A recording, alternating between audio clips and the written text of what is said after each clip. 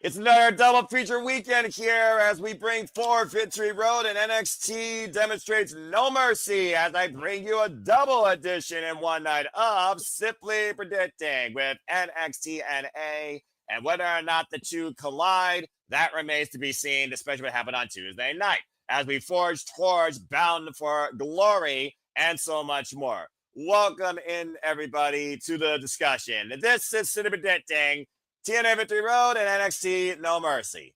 Hello, everybody, and welcome back once again to another edition of Simply Predicting. You know what this is. I'm the simple man of the simple brand, the voice of SSS, forever grateful for all things professional wrestling. Damn it. And my name is Noel Foster. Thank you all for tuning in, whether live or on demand. Please like, subscribe, comment, tell a friend. If you want to dictate the conversation, Super Chat or PayPal or Patch is as simple as that. And of course, to those that are part of the TNA League or the NXT League, including the people here on screen, the forums will be out tomorrow on all my social media feeds, as well in the comments section down below.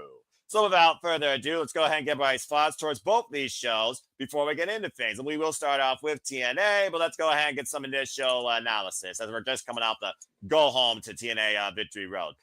First and foremost, Charles played the game last night. Whether he fell down, I don't know. He'll let me know. But Charles, good to see you once again. Let's see if you fell here in predictions. How you feel about this double feature weekend? I hate the fact that Walter can agree. I did fall down the manhole more than once during TMNT. That's the worst part about it. Well, it's a stick. So you actually being right for once tonight. There you go. But I feel good, and it's gonna be a fun week. Right? If it was not chaos enough. Well, I mean, again, chaos is just the formula of life, it seems. Where there is peace, there is war. Good Lord. All right, well, fair enough. Thank you for your thoughts. And, of course, always good to have one half of the Dominguez here with us, Emmanuel Dominguez, who's still trying to beat his sister Arlene, who is still, I believe, at the top of the NXT League. Emmanuel, good to see you. How you feel about TNA Victory Road and NXT No Mercy this weekend? Well, the show's not going to be great. I believe they really build this up. Victory Road is kind of like a little bit of filler because some of the match is going to be incorporated for the next pay-per-view itself. What from today's episode of TNA, if you haven't seen it. Right. But yeah, I mean, like, it's going to be a great show, a great time. And I'm going to be probably seeing the TNA after SmackDown's done. That's the great about in demand and not read spoilers during that time. But it is what it is. I mean, like, that's absolutely fair. All right. But hey, I appreciate you as always taking part in all things professional wrestling like me. You almost seem like you'd be one of my horsemen, like Mark Griffith, Christopher Rodson, and Jeff Chadwick. Shout out to my brothers. But appreciate you and good luck. And as always, here at the Simple Life Studios, it is not simply reliable about Mr. Reliable, ... Reliable himself, Walter Cruz. And stay tuned, folks. He might be soloing at TNA, TNA style tomorrow night a little bit because I might be out doing something for once that's not wrestling. And that's something crazy. Anyway, that being said, Walter, good to see you. We got a fun weekend ahead. How you feel about TNA Victory Road and NXT No Mercy, my friend? I'm feeling good about it. It's not just a victory road, but it seems like we reached a crossroad with the invasion, it seems like. So it's interesting to have both of them. Because I feel like we're going to see it continue. Yeah. You were saying, we're not talking about Kurt Rhodes' finisher either. Uh-huh. Oh, I see. So he's not just referring to only smoke and mirrors. Got it. Okay. There we go. First point of the night. One of many. Oh, probably. Know how luck goes. Oh, it's going to be a long car race, so I'm in it for the long haul. Lord help me. All right, but you love it. I somehow endure the madness. Whether I love it, Nick Aldis stoic, you tell me. Anyway, this should be an interesting weekend. TNA Victory Road is not always the biggest show of TNA's calendar year, but it is the last stop before Bound for Glory, so there should be a lot of BFG implications. And I do think NXT No Mercy has the stronger card, honestly, because they have both the women's and their men's world championships on the line, as well as a hell of a grudge match in the NXT North American Championship. So I think I am looking more forward to NXT No Mercy versus TNA Victory Road. Not by much, but just putting it out there. But without further ado, City Predicting community, City Predicting panelists, professional wrestling fans, TNA faithful, NXT followers, whether the black and chrome or the longtime standbyers of the black and gold. Let's get right into it. So the first thing we're going to discuss here is the first show that's going to happen this weekend, and that is TNA Victory Road. TNA Victory Road will be available exclusive for TNA Plus subscribers. It starts 8:30 p.m. Eastern Standard Time, Friday night, September 26th. And the actual show starts 9 p.m. Eastern Standard Time. Good Lord Almighty. On TNA Plus exclusively for TNA Plus subscribers. We got a fair amount of matches here, including a couple on the countdown. Got a couple of championships on the line. So, again, this card's got some merit to it. So, why don't we go ahead and get right into things? We'll kick things off with the countdown, of course, whichever one can watch from us. And stay tuned, folks, again. Form will be sent out to all those part of the TNA Faithful League shortly after this video concludes, basically tomorrow morning once I wake up and create it. Let's talk about the countdown first. The first thing on the tablet here is a triple threat X Division showcase match. Cedric Alexander, Trey, Miguel, and Zachary Wentz. Look if you got them. 2 members of the Treehouse and 1 with Prime. That's Prime with a Y, not the friggin' Logan Paul generic drink. You might as well be drinking Crystal Light if you care about your life. I'm just saying. Anyway, we got the triple threat match here, and we saw tonight on TNA in tag team action. Leon Slater did get the better of his opposition alongside Cedric Alexander against the Rascals. Now we have Cedric Alexander, who previously challenged Leon Slater for the freaking X Division Championship, formerly the Heart and Soul 205 Live, a losing effort. Trey Miguel and Zachary Wentz are also both formerly X Division champions. Trey Miguel, former 3-time X Division champion, and Zachary Wentz, a former 1-time X Division champion. It's one of those things thinking about the fact that Leon Slater has so much promise right now in his run that is still very young. Nobody's got Amazing Red and House of Glory coming up, but he also does have an X Division championship match here tonight that we will talk about here.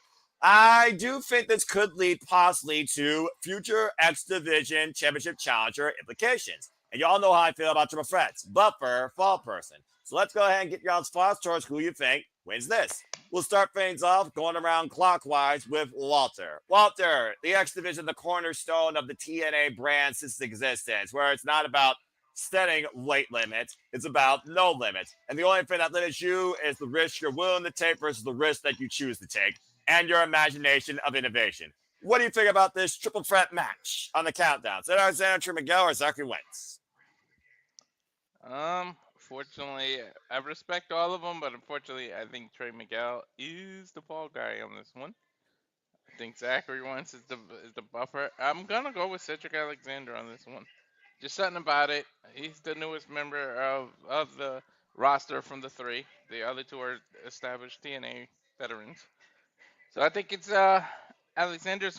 The only reason I'm going with him because I think he's gonna play a bigger role in the invasion. And do you want him to look weak losing matches on your own promotion before he crosses over to NXT to represent you? Do you want people on losing streaks to represent you? I don't think so. So I think Alexander gets the win because he's going to play a bigger role in the invasion because he's a former WWE wrestler. A lot of the former ones are going to invade NXT to show you should have never let me go. I feel like that's where the story's kind of going.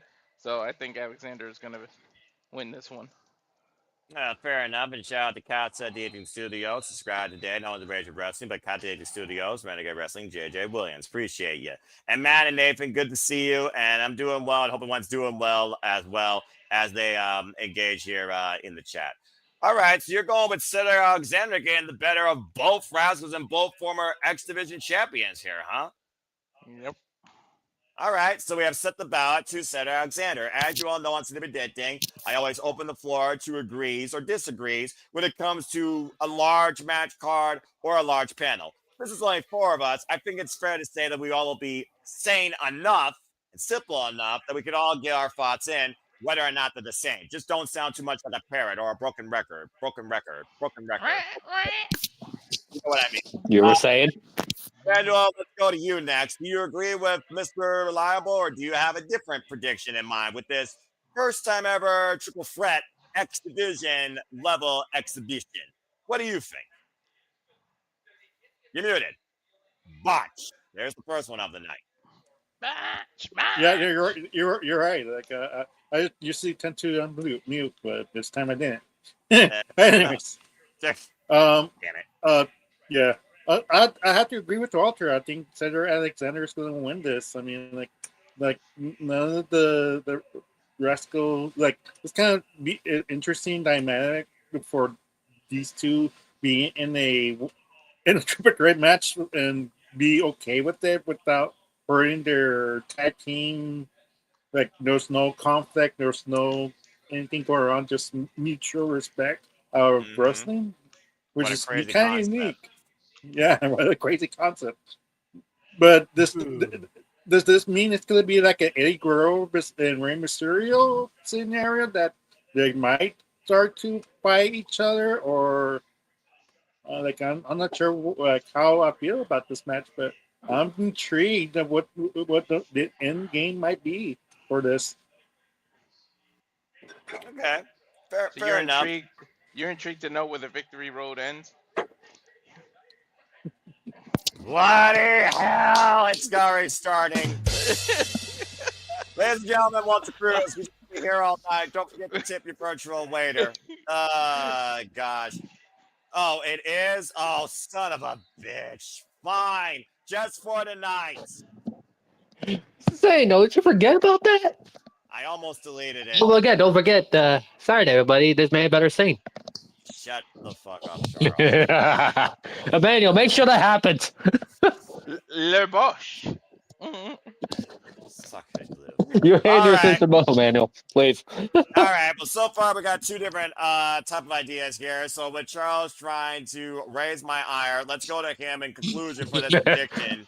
Because I also do look at the fact that the Rascals, Myron Reed, is challenging for the X Division Championship in the main card, in case we forgot. So we'll also keep that in mind as well. But to Mayo's point, yeah, the Rascals, they're not even involved in the tag title scene right now because that's being reserved for the Hardys and the Dudleys in a tables match at Bound for Glory. So again, jury is out what the Rascals could be doing if if any of them aren't involved in the X Division Championship after tonight. And Myrie might be their last shot. Shout out to Wrestling Evolver. Charles, what do you think? Who you got winning this triple threat? I'll say, let's just move on. It's a foregone conclusion. Walter was right. Cedric's winning this. Damn, just right off the Rascals back to the treehouse, smoking something up not as good as Walter's stuff, apparently, I guess. I don't know. I don't mess with that stuff. Nor do I mess with Kananas as well. But all right, fair enough. Shoot, make that quick. Okay, yeah, it does seem a little odd considering Cedric Alexander, again, still very new here in TNA, has already lost out in the X Division Championship. He's already lost out to Mustafa Ali. He kind of needs to get a win, in my opinion. And getting a win over two former X Division champions would be a major coup in Cedric Alexander's career, where I don't think he's done pursuing the X Division Championship yet. So yeah, I agree with y'all. I think Cedric Alexander is also going to win this. What does it mean for Trey Miguel and Zachary Wentz? Trey Miguel coming back from recent hernia surgery, successful, thankfully.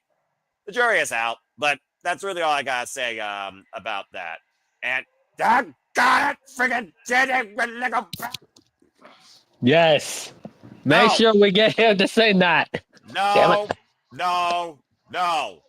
Freaking Nickelback. You know what to do, Emmanuel, and your sister.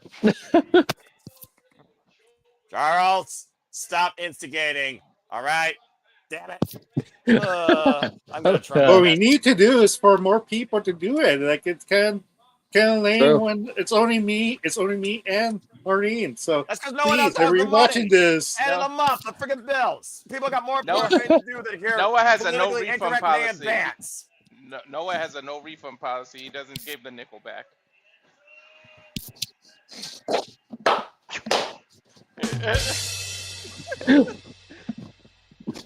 Moving on. Fuck Penthouse and AJ Francis. Let's get into the actual card, shall we? All right. Moving on from there, as I pull the needle on that horrible pun, here is your favorite pair of Hollywood wannabes in the Hollywood Hunks, taking on the hometown man coming from a hometown near you, and Matt Cardona. Tag team action with hometown man Matt Cardona taking on Keith Big Lizzy.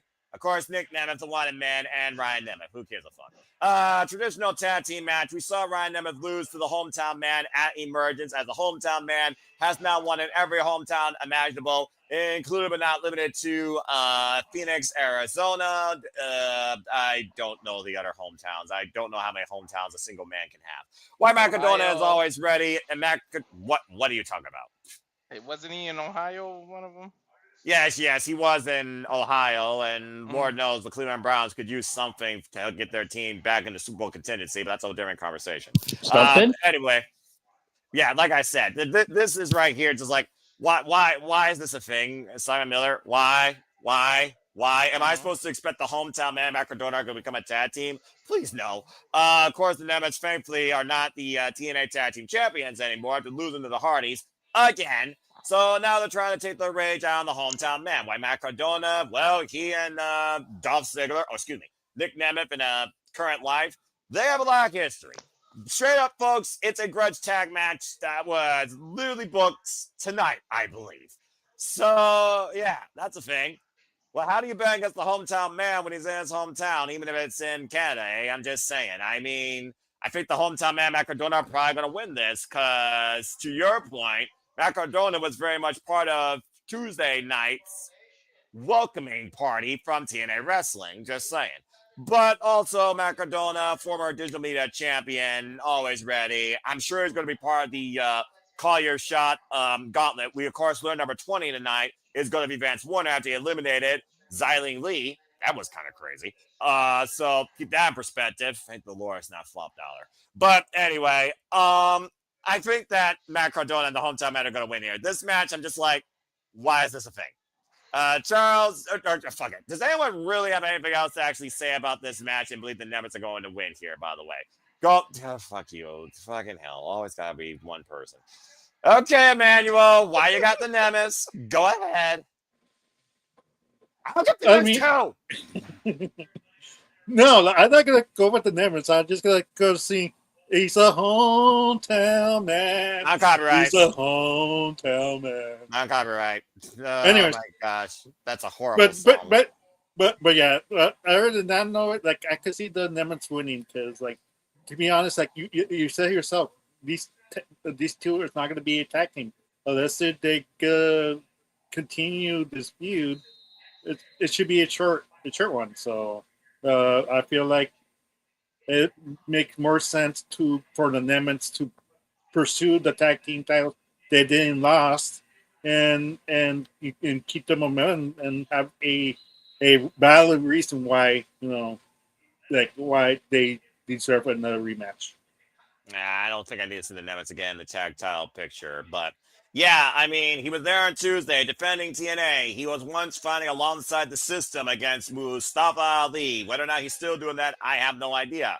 The system has been going to bat for Cardona at times. And again, we'll talk more about them later. So I would say right now he is babyface. He is Team TNA, and we're going to go along with that. Plus, when you're facing Ryan Nemeth, you're definitely the babyface versus that idiot. I'm just saying. Okay, fair enough. Everyone agrees we're going with the hometown man and freaking Cardona here. Going once. Going twice. All right, good. The eyes have it. Oh, my gosh. And I don't need to see any paperwork following this. All right, moving on. Golly, that was a waste of brain cells. Moving on. This is something that hopefully will purge my displeasure for that match, even though one person wants to cleanse TNA of the most motivational man in the wrestling business. I'm just saying. It is a one-on-one affair with a former TNA World Champion versus a TNA Grand Slam champion. As Eric Young looks to cleanse TNA wrestling of, that is 250 pounds of pure motivation. The answer to all life's questions. The man that entered WrestleMania with the TNA Championship and unfortunately got screwed by that one-trick Booker T cosplaying pony. I'm, of course, talking about everyone's favorite viral sensation, Joe Hendry, because we all believe his name and he appears. I believe in Joe Hendry. I forget how to say his name. Anyway, Joe Hendry. Joe Hendry! All right, seriously, though. Eric Young and Joe Hendry have been kind of at each other's throats for quite a period of time. things really escalated last week when Joe Hendry, he showed up, and Icarus, formerly part of the Northern Army, I believe. I don't think they're part of the Northern Army anymore. I think they're finally their own like tag team. Again, TNA has been very confusing with since it's become like WTNA almost to a degree. And Eric Wallace last week and assaulted the official. Since then, we've seen back and forth verbal assaults here with Eric Young and Joe Hendry out of everything pretty much except the song, which kind of disappoints me because I was hoping for another one-hit wonder. But yeah, it's a one-on-one match. Joe Hendry has not had a great record so far, though, this year in one-on-one matches, it seems. And I believe it's the first time that Eric Young and Joe Hendry are going one-on-one for the first time ever. So let's go ahead and get y'all's thoughts here. Charles, I'll start with you. Do you have Eric Young or Joe Hendry? Eric Young. Because one reason in particular, Joe Hendry's going to be on his way out. It's only fair. It's only fair. You know what? And to be fair, Joe Hendry's also been appearing a lot more on NXT, so... Joe Hendry's going to be the de facto in the invasion angle. Like, somebody's going to work for NXT undercover. It's going to be Joe Hendry. Watch. Hey. There you go. Well, I mean, again, we've already seen brutal assaults backstage. Eric Young cut ties with the Northern Armory.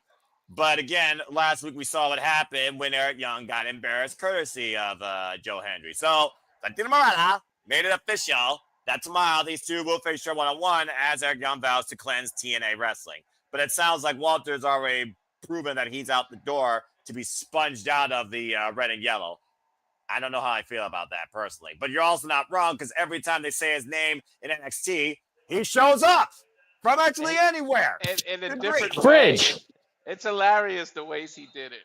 He's doing it. Either for a fridge or a wall. Yeah, I'm about to say fridge, the wall, the door, the ringside, out of nowhere. It's like, good grief. I'm surprised wrestling even does a wall anymore. After Shockmaster, I would be nervous to have somebody bust through a wall. Well, they got the kayfabe walls that Kip Wilson got thrown through by Damian Priest and Samantha, but that's a whole different conversation. And again, what's a real wall in WWE besides the friggin' corporate wall? Just saying. That being said, Joe Hendry, last time he was a heel, JJ, was Ring of Honor, and he was still pretty much respected. And that was when he was real with Dalton Castle. I don't necessarily see Joe Hendry betraying TNA wrestling for NXT. I think that would make him the most unmotivational man on the planet and a sellout. It's bad enough with WWE's rep as it is when it comes to how much they sold out to country redacted. But anyway, we're going to leave that alone. All right, so that being said, he's got Eric Young because if he's Joe Hendry, has one foot out the door. Again, could be in the Collar Shot Gauntlet, though. I'm just saying. Both of these men could use momentum heading into Bound for Glory for that as well. Keep in mind, we got a Call Your Shot Gauntlet. Up to 20 people are going to be involved in that, male and female. And the winner of that match gets a chance to challenge for any title they want at any time, where and when over the next year. We saw how well Kazarian used that, though. Just saying. That's why he's never going to be TNA World Champion. Crook. All right. I think Emmanuel should win that and challenge for the NXT title. That would be interesting, actually, because I know Joe Hendry confronted up with Femi after WrestleMania, and I kind of want to see that match just to see how crazy it would be if he would upset the ruler. We'll talk more about that later, though, when we go to NXT No Mercy, considering who he's facing is an absolute challenger. Is he an absolute threat? Jury is out. Emmanuel, Joe Hendry, Eric Young. Do you agree with Charles and Eric Young? Or do you got Joe Hendry? I'm not sure what's the contract status with Joe Hendry, like when he's due. End of year. End of the year. Yeah, he still has time. Joe Hendry for the Vickery. For me, it makes sense to because he's been eating a lot of L's in NXT as well. So another L in a pay-per-view will not make sense. If he could do the gauntlet match and Hendry's going to be in it, my question is it transferable to NXT? If it is, then I could actually see that happening. But if it's not, then like it's going to be we could have a different winner. who most likely who is going to face Santana in a future date when he wants that title. Well, I know Walter Cruz was holding out for that to see him finally fulfill his path of purpose / promise / self redemption. And to my fellow NOLA / TNA faithful friend here in the Cinema Studios, Datilla, who could drop in at any time, teleporting in from the command center if she chooses to. Otherwise, she can stay in the chat and just be like, whatever she prefers. She's saying they're basically wrapping up with Hendry. She very well might be right. But again, if it's the end of the year, that's Bound for Glory. That's probably Overdrive. And usually TNA ends in December with the final resolution. So we'll see. But what is the final resolution for Joe Hendry in TNA Wrestling if that is truly to be the case? I don't think it happens here at Victory Road. I think Young gets defeated. I'm going with Joe Hendry. Walter, you close this thing out. 2 for Joe Hendry, 1 for Eric Young. What do you think? Interesting. Right? Damn. Usually I go for Henry on his matches. Like, it's weird to go against him, but I'm gonna say Eric Young. I don't know. Because what purpose would Joe Hendry going over you, Eric Young? Like, he's not involved in like a certain feud or anything. So I think. Well, neither is Eric Young for that matter. I mean, what is Eric Young doing after this? That's true. But again, I think both of them are going to play a big factor in this invasion angle.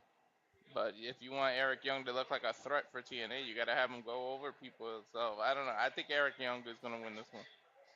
I think Eric Young is delusional because when you look at Eric Young, he's the last of the old guard to a degree outside for Kazarian, who's nothing more but Carlos Silva's court jester. You think about Sami Callihan, that's now retired, and Eric Young, who's been absolutely distraught that the TNA championship is on an NXT superstar that is making a mockery of it.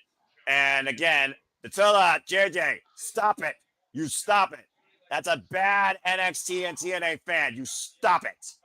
I just don't see Joe Hendry betraying TNA because that would actually prove that Eric Young was right.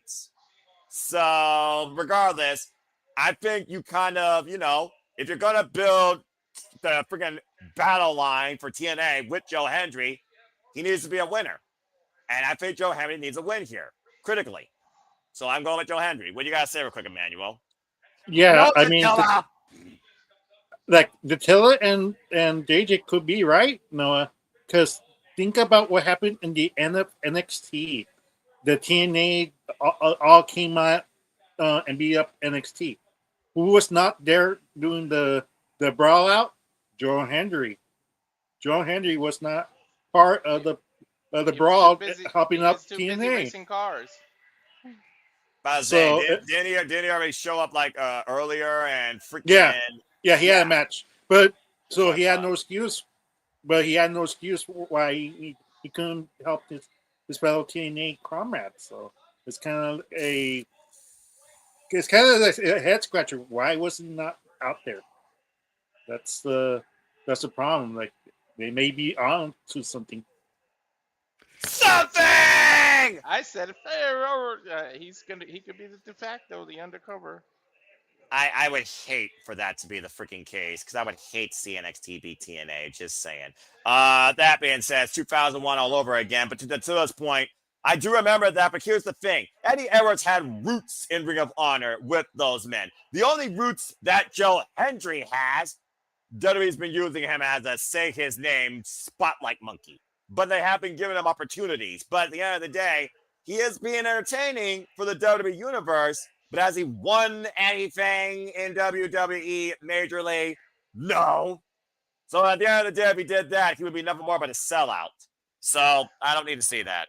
And I think Joe Hendry needs to prove a point towards Eric Young when it comes to the fact that Eric Young blames him for the state that TNA's in. How do you do that? You beat a former TNA Grand Slam champion and tell him to shut the fuck up.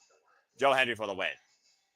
All right. Now, moving on, let's go ahead and move forward here. Talking about bringing people pain and injury and also embarrassment. There's no one that's been more of an example of that in NXT. Whether or not it was accidental or inadvertent, doesn't matter. It still happens. Rich Holland. Rich Holland has shown up now in freaking TNA to take out Mike Santana. So far, he has not injured him. And it wouldn't surprise me if Trick Williams was the guy that hired this man, knowing his Northern grit and his past history. Your boy Mike Santana has one last roadblock on the way to victory if he truly is bound for glory, Walter, as he goes one-on-one after being attacked by this man last week. Yeah, about to say, the world froze over. This is so damn weird. Attila and JJ agreeing on something regarding NXT and TNA? The fuck? All right, anyway, back to this now. That's something. Walter, I gotta start with you on this one, man. That's your boy, but this is Rich Holland. Lord knows what could happen here. Do you really think that Rich Holland could derail Mike Santana ahead of Bound for Glory, knowing that Mike Santana is challenging for the TNA World Championship at Bound for Glory? It would be freaking career suicide for freaking Mike Santana to not be there at the show. And it would be a bigger what the fuck than sitting back here losing the Ice Women's Championship to Jesse Jane if Rich Holland beats Mike Santana. What do you think? It's probably going to either be a no contest or Rich Holland's going to win by DQ or count out because Trick Williams is going to be out on commentary. Can't keep his ass in the seat, and he's either going to interfere, cause Santana the match as an embarrassment, or because he hit Santana, Rich can win by DQ. So it's either... I'm a little conflicted. Rich might win because of DQ, though. But I think Trick is going to interfere here. I'm going to go with Rich Holland, but it's not going to be clean. It's some disqualification bullshit because of Trick Williams. Right? I didn't know. I forgot he existed as well. All right. Also, screw that Trick. Okay, so you're going with Rich Holland via disqualification, if nothing else, because it's not about the match. It's about hurting Mike Santana. Mm-hmm. That's a fair point. Mike Santana, though, again, he's been on the upside since, and I do feel like even if Mike Santana does win, you just pointed out Trick Williams is going to be there.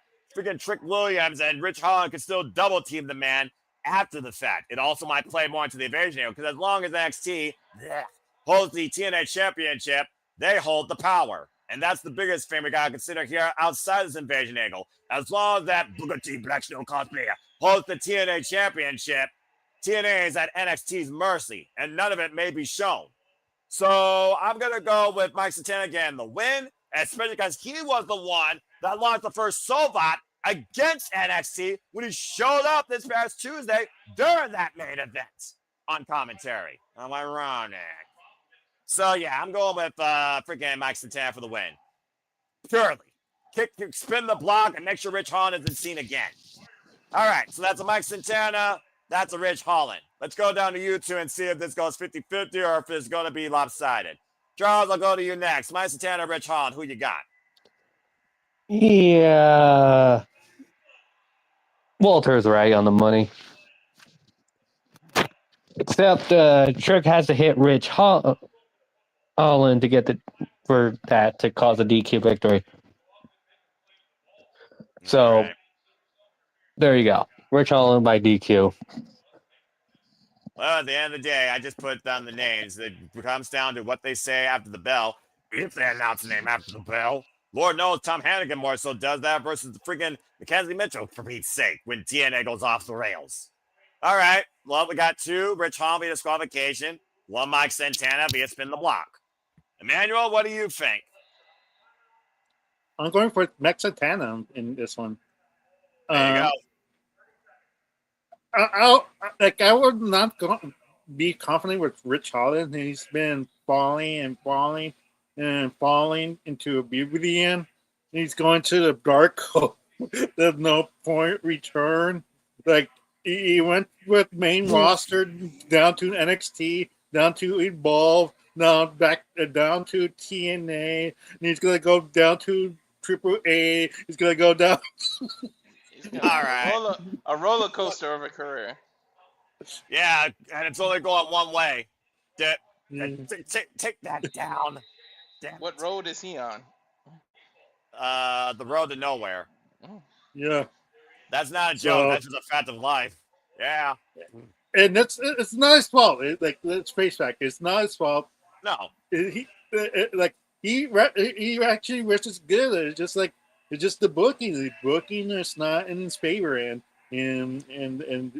sad for him that he's gonna suffer no loss in this match. So it's one of Had he those things not, that I wonder what would have happened had he not broken Big E's neck, because I feel like he lost confidence after that, and then it wasn't yeah as crisp anymore, and then that's what screwed up his booking. I really feel like that's what happened. Yeah, yeah yeah, I do think that mentally warped him to the point that he never really recovered because that trust wasn't found in himself more so than the WWE universe. So it is one of those things where, unfortunately, victim of circumstance. Again, it's not ballet. You literally live on the edge of a lightning bolt. You're only one false botch away from a critical mistake, and Rich Holland's a victim of that. As far as this goes, though, you can't derail Mike Santana, but I can understand trying to make him look vulnerable because, to Walter's point, when we saw him lose at Summiversary, this has to be his fucking moment at Bound for Glory, or you might as well say WWE owns TNA. But that's a whole different conversation and a different prediction video for another day. But regardless, here, 50-50. All right, then. So Mike Santana versus Rich Holland. And again, screw that trick. All right. Moving on. Now let's go ahead and see in which side you trust. For an Ali you trust, or do you trust the system? Knowing that the winner will have the advantage for Bound for Glory when both factions go to hardcore war. It is Moose versus Mustafa Ali one-on-one after Moose was literally dropped dead by that headbutt by Agent Zero. And Mustafa Ali has renewed confidence in him thanks to Tasha Steelz, and the Order 4 is now a united front and calls themselves more of a family. But you cannot argue with me when it comes to the fact that the system has ran for TNA since TNA has existed. Here we have the face of the franchise versus the leader previously of the X Division. In the first time ever one-on-one encounter. It was agreed tonight that both men agreed that no party members of Order 4 or the system will be involved at ringside or in this match. It will be a one-on-one contest. Take that for what you will from somebody that's as crooked as a politician. You know who I'm talking about, and I'm not saying names here. Not even names on the screen or off screen, just saying. But again, the winner of this match will get the one-upsmanship, because in Hardcore War, it's one person from one team each to start off, and then the advantage goes to, obviously, the team that will have 2-on-1. Then it'll be 2-on-2. You get the idea. So this is unique because for the first time in a long time, we have legitimate faction warfare to the point that they could have done Leave a Lot, then I think they should have done that. But has the system ran its course? We always ask ourselves, when is the system on the verge of failing, shutting down? They had a reboot. Has the reboot actually updated them to a better standard? Or are they still struggling to find a better version of themselves, thanks to Eddie Edwards? Why the Order 4, they have been now fully reinforced in confidence thanks to Mustafa Ali and the trust they have in each other and the sacrifices Tasha Steelz particularly is willing to make. Now, we've seen the back and forth with the Great Hands. We've seen the back and forth with Brian Myers and Matt Cardona, for example, and Eddie Edwards. We've seen Tasha Steelz and Alicia Edwards even mix it up. But we haven't seen what you could call the leaders of the factions necessarily mix it up. And that's Moose and Mustafa Ali, as they both lead by example. So let's see what you all think about this. Who gets the advantage at Bound for Glory? Oh, gee, I wonder. Advantage. Heel versus face. Who are we going to go with? Emmanuel, in which side do you trust? Mustafa Ali in the Order 4 or the system to get the advantage for Bound for Glory and Hardcore War off the singles exhibition? I had to go with Mustafa Ali. He's going to get the advantage for this type of match, and then he's going to lose that match because he lost it. Because the system will prevail after this. They need to really make like this match really credible, because if Ali can't defeat Moose one-on-one, like it'll be like, what's the point? Like, if we really needs Agent Zero to do all his thing just to show his dominance. Like, he needs to have this win to prove why he's the leader of this faction, and yeah, something, and do something, and just prepare after this. So that's my pick, Ali. All right, fair enough. Well, I will say this, Walter. It's been very rare we've seen faces with the advantage in these type of stipulation matches under any wrestling company. But even so, using the team with the advantage doesn't necessarily always lose either. Why Ameo is trying to throw a premonition of the future of faction warfare with hardcore war between the Order of 4 and the system at Bound for Glory. But what do you think? Do you think Ali gets the advantage for his team? And does he do it on his own? Or does Moose prove once again why he is the face of the franchise and gets one up on the Order for the system? When the hell did we think system would have anything to do with being faces? Yeah. Again, we live in Bizarre where JJ and Attila are agreeing on something relating to NXT and TNA, and we're literally trusting the system as baby faces for TNA. This is the world we live in. I don't go against Moose, man. I really can't. But Mustafa, it would make more sense for the heels to get an advantage, and the system have to fight from underneath. But the system is so used to doing the opposite of that. So this one's actually pretty hard. Based on their side, and I know they both said the factions won't be there, but it's Mustafa Ali. So he tells us to trust, but can we really trust him at his word? I think Mustafa Ali wins, but it's gonna be by hook or crook. There's nothing clean. Somebody from the Order 4 is gonna show up or something. So Agent Zero is gonna show up, maybe as a cameraman, maybe as something, and then Cameraman pop up. I'm just saying, like, there's gonna be something. There's gonna be a ref bump somewhere, and Agent Zero's gonna find his way into the ring, and then boom, 1, 2, 3. So I think Mustafa Ali is gonna win. All right, But not fair clean, enough. not clean at all. But about to say, is anything clean about a politician? All right, No. fair enough. So you got Mustafa Ali as well. Well, Charles, this really escalated when the system got assaulted by the Order 4 and they took out JDC, who is out indefinitely. But also, if you've all watched Lethal Lockdown like I have, we've seen people taken out that has motivated a team, and that person comes back when it matters the most to help that team find sweet victory. I want you to put that in perspective as well. We also saw Mustafa Ali try to interfere in a match with Flop Dollar and Moose to cost Moose the match, and it didn't work. Moose still won, led by example. And now Moose called Mustafa Ali out for this one-on-one encounter. So right now we got two people saying Ali through distrust will find victory here. But what do you think? Yeah, I agree. Freaking Ali's winning this. And as far as Emmanuel was his point about Ali losing at Mount Glory, nah. I expect the Warforce to win that too. I just really see the system fully breaking up at some point and Moose be on his own. His baby face. Fully. I just see that happening. So you see the system finally shutting down. Pretty much. And with Moose getting cheers and being a babyface, it's like, yeah, that's almost a sign that the system is going to shut down. So look at these two trying to predict Bound for Glory freaking 2 weeks in advance. I was already gonna say this even beforehand because I had this spot even after Slamversary and Moose came out back to his old theme and him back to like a babyface after the match and shows afterwards. Hey, what if the Order 4 can become the Order 5? What if there's somebody they got in mind and they interfere and Mustafa can be like, I said nobody from the Order 4 was going to be there.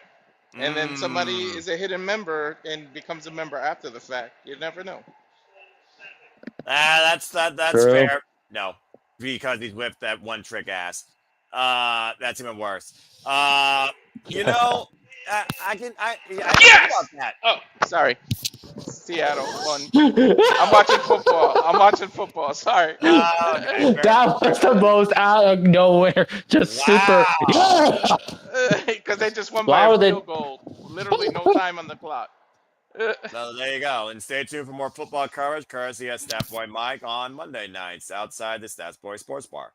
Okay, fair enough. And JJ, we already saw that the system beat the freaking enhancement talent. Just saying.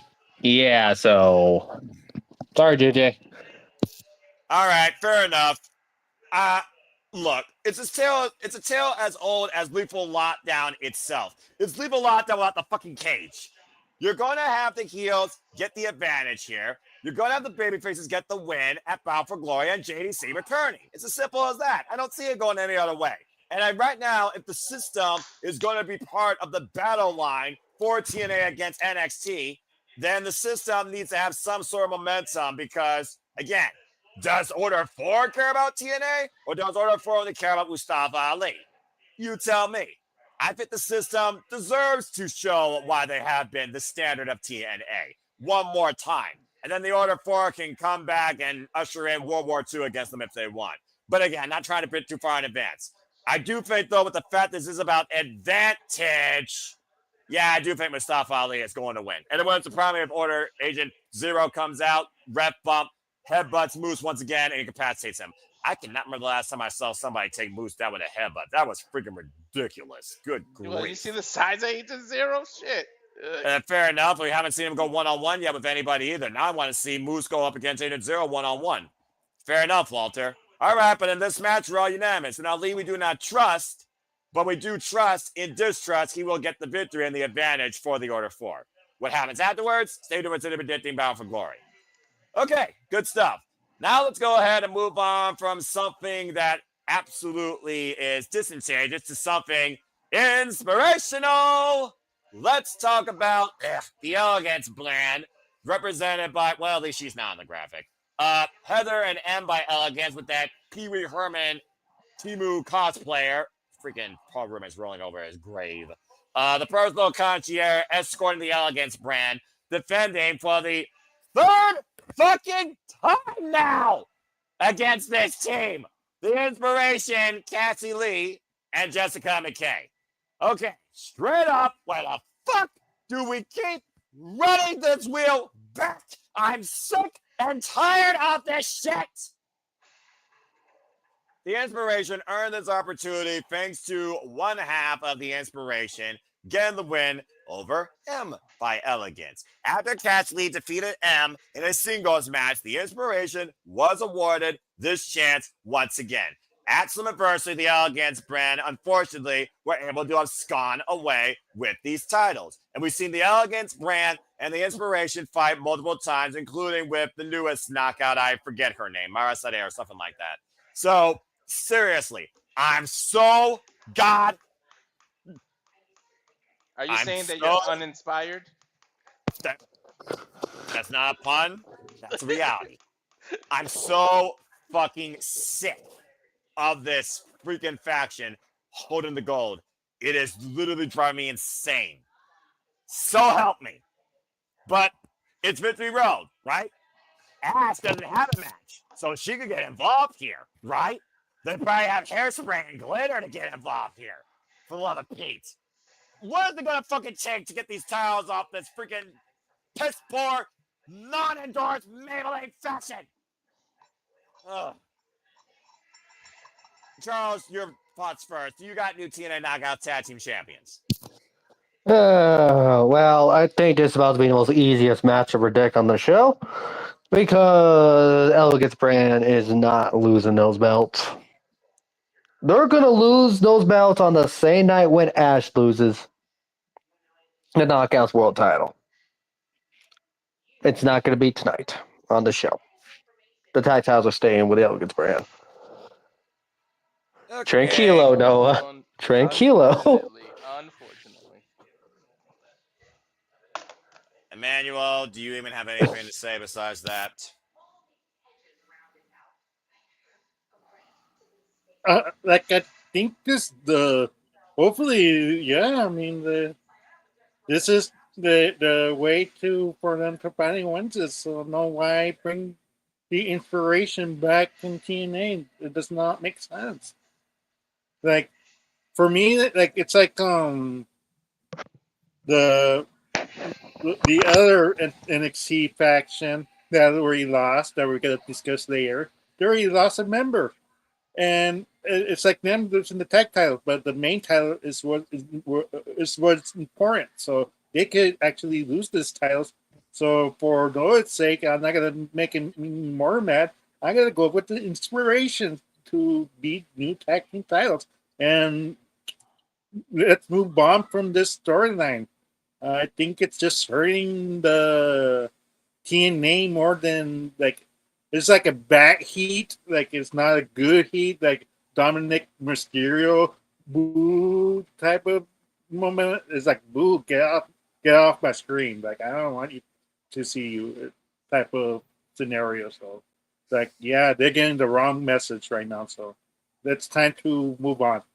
No one even reacts to this fucking brand when they cosplay out of freaking Party City or Hollywood, USA, your freaking typical costume play. What the fuck they're gonna show up as here in Canada? They've already done the Mounties. You can't show up as a bunch of deer because no one's got a shotgun waiting for you.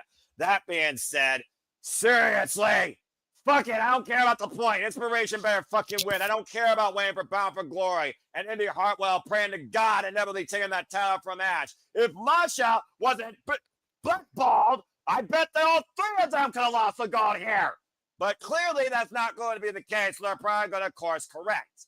So bottom line, I'm going to say Inspiration is going to win, even though I'm sure TNA is not going to allow that because it's WWE TNA and they don't give a fuck. But I'm going with the Inspiration for the win. And it was a problem if afterwards, beat down angle, Indian Inspiration, you set up Bound for Glory, pray to God something positive comes out of that for the Knockouts division. Ugh, fine. All right, then. Anyway, Inspiration for the win. Please, for the love of God, finally get those damn titles off the Elegance brand. I've had enough of this shit. Okay. You know, going forward with this invasion, I can see all TNA champions being ex-WWE talent.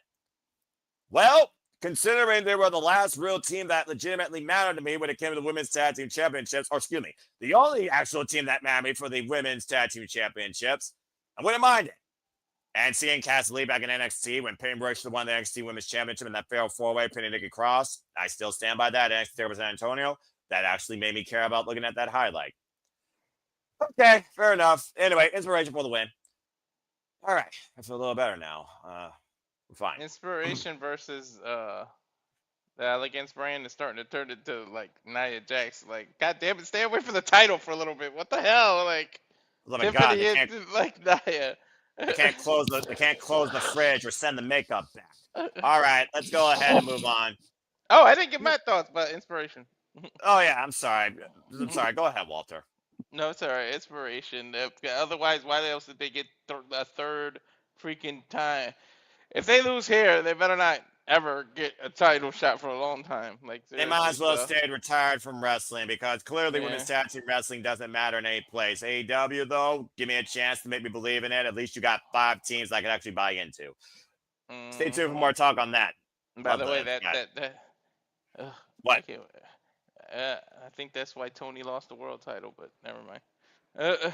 Save that thought the next time we see her on screen.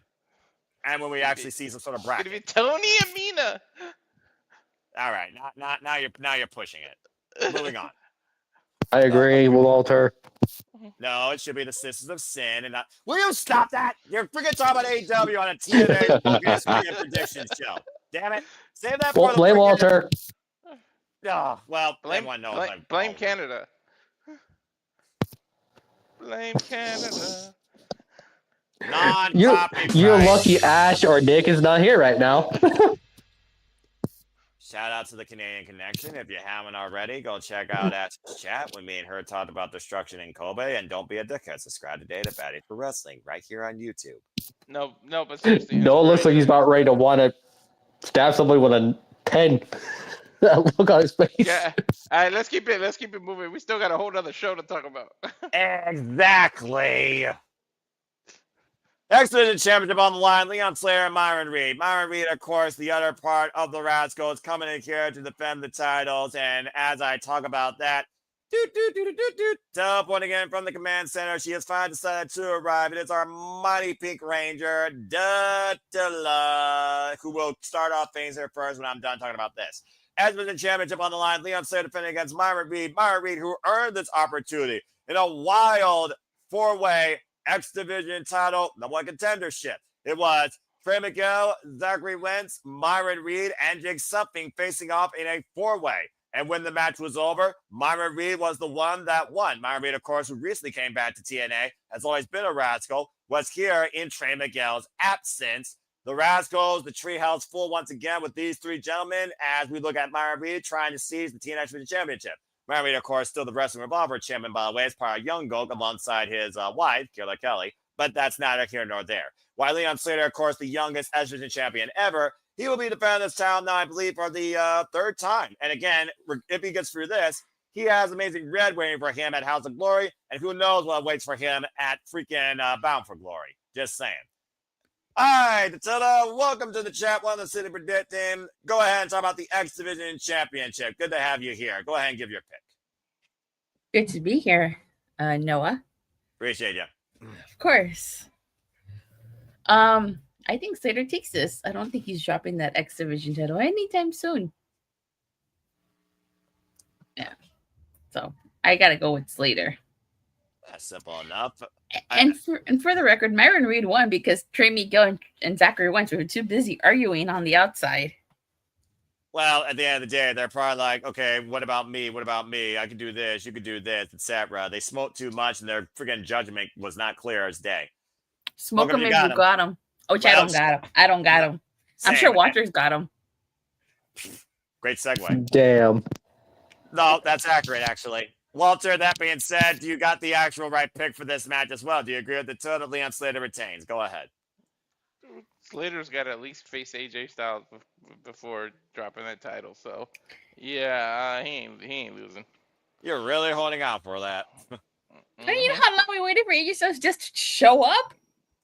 Well, I mean, you know, we already knew he was showing up at Slammiversary, but do you expect them to actually surprise us again with Get Ready to Fly Out of Nowhere and him challenging Leon Slater for the X Division Championship? He did say we'll talk about that later, but we know what he's doing soon, and that's facing John Cena one last time at Crown Jewel.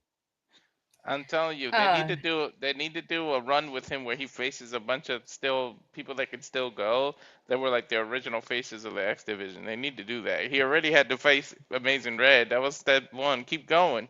And AJ should be like the final boss. I don't think he's gonna be able to face Joe or Daniels. No, he's not. Well, Daniel's retired. Samoa Joe's in AEW. Well, that's why I said the ones that you can, because obviously AEW is going to restrict that. Yeah. So he should be Frankie Kazarian. Got it. Okay. The king of TNA? Don't disrespect the king of TNA. I'm going to disrespect that guy all I want until he gets his freaking crown and proves me otherwise when he got his ass kicked tonight by Steve Maclin as he should have. The only thing that didn't happen, he didn't get mic dropped in the process. So who do you despise more, the king of TNA or the Elegance brand? Elegance brand! Anyway. Don't get me started until I'm about to say it. I'm trying to decompress. And that will cause me to level up in my rage, bringing that up again. I can't stand that brand. It was almost as annoying as the beautiful people back then with the ugly stick trying to beautify the beautiful TNA. people are going into the Hall of Fame this year. Yes, congratulations for them. It still doesn't mean I don't like their characters and found them extremely obnoxious. There's a reason why my favorite knockouts of all time were Terra, for example. Anyway, that's a whole different conversation for another day. All right, Emmanuel, go ahead. Leon Slater or Myron Reed, who you got leaving the X Division Championship? I had Leon retaining as well. And yeah, I mean, like for me, it's like it's the no-brainer. I think we should just skip along. Like we should cut the 5 count, Noah. Like, all right, fair enough. Look at this guy. Okay, and then I don't think Charles is going to disagree with any of us here. Are you? Oh, sir, I'm not Emmanuel. I won't pull a manual card unless I have to. You're gonna pull the Emmanuel card and play face up in attack mode. Oh God! Here we go with the enemy. I love how the fact. Thank you, Tatilla. I was perfectly signing that reference up. Thank you. This is the easiest to predict. To be fair. Didn't you already say that like twice? No, Charles said that. To me, this is the easiest. Okay, fair enough, and I actually do agree. It is one of those things, though, that, again, Myron Reed, he got a few little cutie here. I'm curious if the Rascals will get involved here, and will they argue, and will they try and help their boy, or will they cost him? Again, we know that Zachary Wentz, Trey Miguel will be involved on the countdown not as a tag team, but as singles in a triple threat. You almost wonder if those two are going to argue during that when it comes to which one of us should get the win. At the end of the day, I think both Trey and Wentz want to find their way up through TNA once again, prior for the Exhibition Championship. Just the fun. Anyway, that being said, accurate. I disagree. I actually like the Elegance brand. Let's go before this starts What's bad. more powerful, the Blue Eyes White Dragon or the Emmanuel card? Well, Good I mean, question, the Blue Eyes White Dragon has 3,000 attack points and 2,500. Well, you don't stop that. What about the Blue Eyes Ultimate Dragon? Stop trying to turn this into a Yu-Gi-Oh podcast. You're freaking. I was gonna say, don't get me started. I have a ton of Yu-Gi-Oh cards in the arena storage box next to me. PlayStation, and they got those stupid over hybrid decks with synchronicity. Which now, funny enough, that game is free. That game is for the download. So, Walter, there you go. Another game for us. Wait, what game is free? I'm sorry. I was talking to my wife. DMU. Oh. I'll DM you what it is. All I have to say is I'll die if White Dragon just attacked me. You know what? I would run. Actually, there's no running. You're doomed. Well, actually, how about the Red Eyes Black Dragon? Actually, you know what? Hey, sorry, we get off track. Come on, we got a whole nother show. Yeah, we'll be right back after this message when we come back talking about Yu-Gi-Oh. Stay tuned, folks. We're just gonna drive no one insane. Fucking hell, I'm surrounded by idiots. You keep I agree with JJ. Everybody's trap cards. Me too. We should be talking about Terrence and Phillip.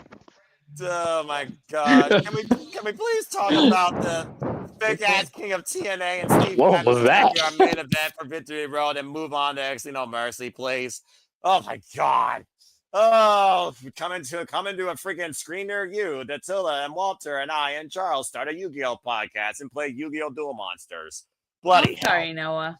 It's all right. I agree with that. Shut it, Charles. It's all right, y'all. I only saw the original Yu-Gi-Oh. None of that GX or Jaden Yugi, none of that. Just the original Yu-Gi-Oh. You're officially in my good graces again, but the fact of the matter is we're not watching Yu-Gi-Oh, although at this point I might want to watch Yu-Gi-Oh versus watch this, because I've already seen stuff that pisses me off. But let's go ahead and talk about wrestling, because that's why we're here, and that's what more people in the chat are probably going to understand. Despite the fact that someone told me I'm marigold surprised. That's nice. Hopefully they don't fuck that up. Let's go ahead and talk about Steve Maclin, Frankie Kazarian. Actually, I'm very excited for that marigold match. Thank you for that, Logan James. Okay, Steve Maclin, the Punisher, the inaugural TNA International Champion. It looks to crown a king the hard way and the right type of crown that he deserves. Frankie Kazarian, they go one-on-one finally for the TNA International Championship. This was further teased after Emergence when Steve Maclin overcame Jake Something and defended bloody hell. And defended his title successfully. We also, of course, saw Jake Something go after Steve Maclin again. How dare you? And we also saw what happened when we welcomed back Mr. Anderson. How dare TNA, by the way, not bring the mic back. That was a poor choice. Again, this is WTNA, and I fucking hate it. Anyway, Steve Maclin, of course, and Mr. Anderson did win the night, beating Frankie Kazarian and Jake Something, with Steve Maclin hitting Frankie Kazarian with the KIA and pinning him for the 1-2-3. Oh, no. So, that being said, we finally got the match made one-on-one here, courtesy of the champion and the challenger accepting in his own way. There literally might be a changing of the guard that might piss me off. Or we might literally see Steve Maclin once again, tag him and bag him, hold the line. Mayhem for all. Yeah, for real TNA champions, just saying. Let's go ahead and talk about the main event of the show, the TNA International Championship. Why Maclin has held this title inaugurally since winning it at Unbreakable and proving that he's unbreakable since April. WrestleMania weekend, ironically enough. Charles, I'll start with you. Steve Maclin and Frankie Kazarian, who leads with the TNA International Championship? Well, can't believe we're going to say this out loud, but JJ is right. Frankie for the win. God bless it. He's not wrong in that, but right there, yeah, Frankie's winning this. Damn it. Sorry, not sorry. Yeah, sure you are. Emmanuel, do you agree? I'm not. Mm-hmm. Do you agree with Charles here? Do you got Frankie Kazarian actually winning something since he returned to TNA? Something. Damn, Gisela. Yeah. I gotta Yeah. find a different word. Go ahead. The king of TNA is gonna win this, unfortunately. Like, since Steve Maclin actually pinned Kazarian 1, 2, 3 in that tag match, just tells you all that it's wrestling 1-on-1. If you get the best of that person, you most likely going to lose that match.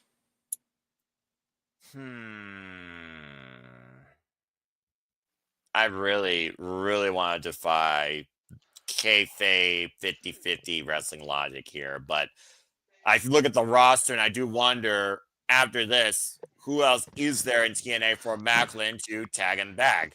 I mean, you look at the amount of Hang bodies on. I that gotta he's be a tagged and father bagged for a already. moment. Hang on. Priorities over passions. It's fair enough. Respect.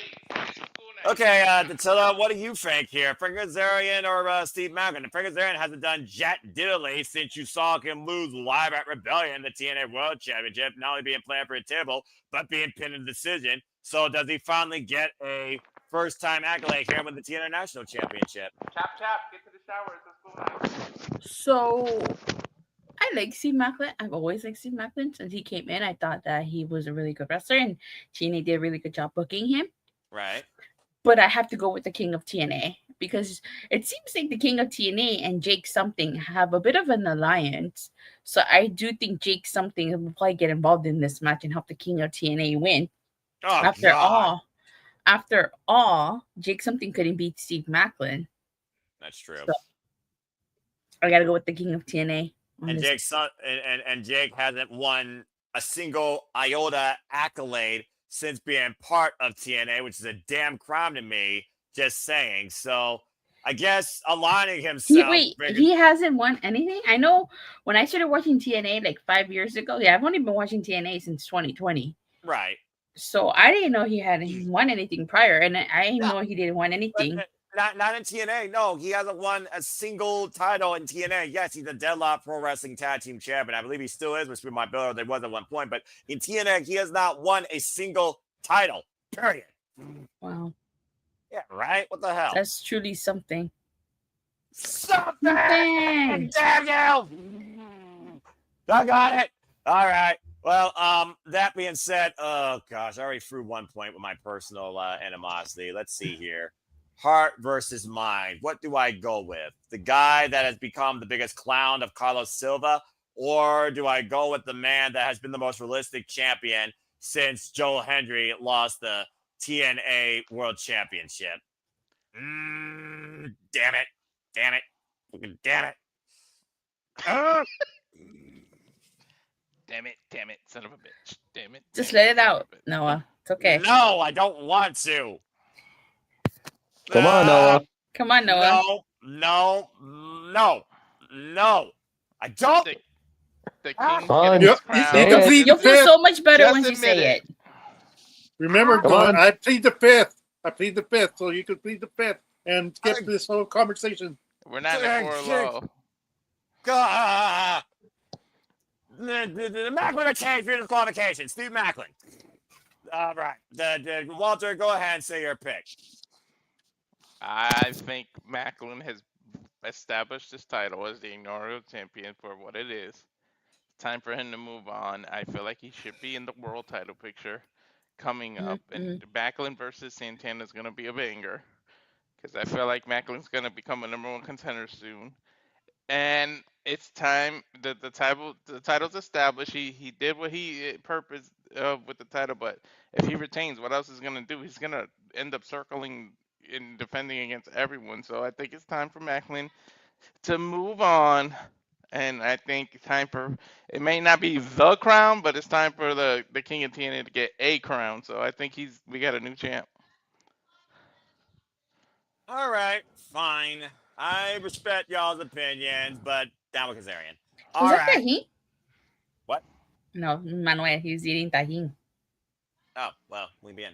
All right, well, fair enough. Well, that being said, folks, that's Victory Road. So what are your thoughts? What are your predictions? Does NXT cross the line and invade during this show once more to what happened on Tuesday night? Didn't see none of that on Thursday night, just saying. As we forge towards Bound for Glory, who will find victory here at Victory Road? Come tomorrow. We'd love to hear your opinions, your thoughts, your predictions. Of course, in the chat as well as down below in the comments. Again, stay tuned for the forum for the TNA League for those that are all part of it, including several people here on screen. It will be on my social medias come tomorrow morning. That being said, we went through TNA's Victory Road. Now let's see how NXT will proceed with No Mercy. As we switch I gears guess this now. is when I bounce. Okay, fair enough, Tatilla. You want to fire it down? Damn. The only thing I'm gonna say is I guess the Revolution will be televised. That's it. That's like the only match I know that's taking place. I don't know Right. anything else. Absolute. All right. Absolute. Adios, Tatilla. Sorry, I'm ready to go to No Mercy because y'all Bye. know what match I'm gonna get excited about. I'm sure. Tatilla, power down. Again, folks, Raiders of Wrestling, subscribe today. Join my mighty friend when it's wrestling time, whether it's about Power Rangers, Yu-Gi-Oh! Original, or wrestling. Appreciate you, Tatilla. See you next time. No love for life. Despite the fact you sometimes bug me, but I guess everyone else in this family has to, so it's all good. At the end of the day, if I bring entertainment through people that piss me off subtly, then I must be doing something right. Okay, moving on. Let's go ahead and transition into NXT. This is NXT No Mercy. NXT No Mercy will, of course, be on the Peacock because Peacock still has NXT shows on. That's a saving grace, to say the least. And of course, NXT No Mercy will start 7 p.m. Eastern Standard Time, Saturday night. So please keep that in mind. It is Saturday night. These shows are back-to-back days. The predictions form again will be out tomorrow morning, so please stay tuned for more on that. We have 5 matches here, so let's go ahead and get right into things. And we'll kick things off in a brutal, begrudging, I would say vengeful, spiteful, grudge-filled fashion. What happens when a ball bounces off a wall? You get Javon Evans versus Josh Briggs. You get the Destroyer versus the one that's bouncy. As we have Josh Briggs versus Javon Evans, 2, I believe. This is not a no-disqualification match. This is one-on-one, but these two are going after each other's throats over several weeks. We literally saw at NXT Homecoming, Josh Briggs literally got attacked by Javon Evans when Javon Evans bounced onto the freaking screen. Good grief. I'm not sure if there's anything at this point that's going to hold these two men back from one another. And what it's going to lead to for the person in defeat or the person in victory. Javon Evans, of course, who previously challenged Femi at NXT Heatwave. This is more appropriate. There we go. Thank you, JJ. And, of course, lost after being yeeted out of the ring through the announce table and delivered a fall from grace. Josh Briggs, the Destroyer, also previous challenger to the NXT Championship, also lost and had fought with his former partner from Pro Wrestling Noah, Yoshiki Inamura. So here we are, guys. It's a one-on-one grudge match for the second time. Do we end things here, or does things escalate even further? What do you think? Let's go ahead and kick things off with Charles with this grudge match. Charles, Javon Evans or Josh Briggs? Who do you got? Javon Evans. Well, he has to win it this time. Otherwise, what's the point? That's all I gotta say on that. Again, he keeps it simple. I appreciate that. Respect. All right. For now. Fair enough. Yeah, about to say, this is NXT. I know that nothing's going to be simple here when we get to the main matches. All right. Then Walter's going to have to ease down. About to say, he's right now just tranquilo. For now. Yeah, about to say, Emmanuel, Javon or Josh Briggs? So you got here in this grudge match. Javon versus Josh 2. I think this feud is going to continue. Javon Evans going to win this. It's kind of sad for Josh Briggs because he doesn't get this victory on a pay-per-view. He got his victory on a random NXT episode. And not that it's like it's apples and oranges. Like you rather have a victory in a pay-per-view over a TV taping. So I kind of feel sorry for Josh Briggs at this point because he really needs that win, that oomph. But I think this feud is going to continue. So Javon Evans going to win this in this pay-per-view. All righty then. Fair enough. So we got Javon Evans, the man that's bouncy. Walter, wake up. Wake up a little makeup. Walter, Javon Evans or Josh Briggs. So you got here. I think Briggs is going to bounce Evans' ass all over the ring. I actually think Briggs is going to win. I think. Oh, wow.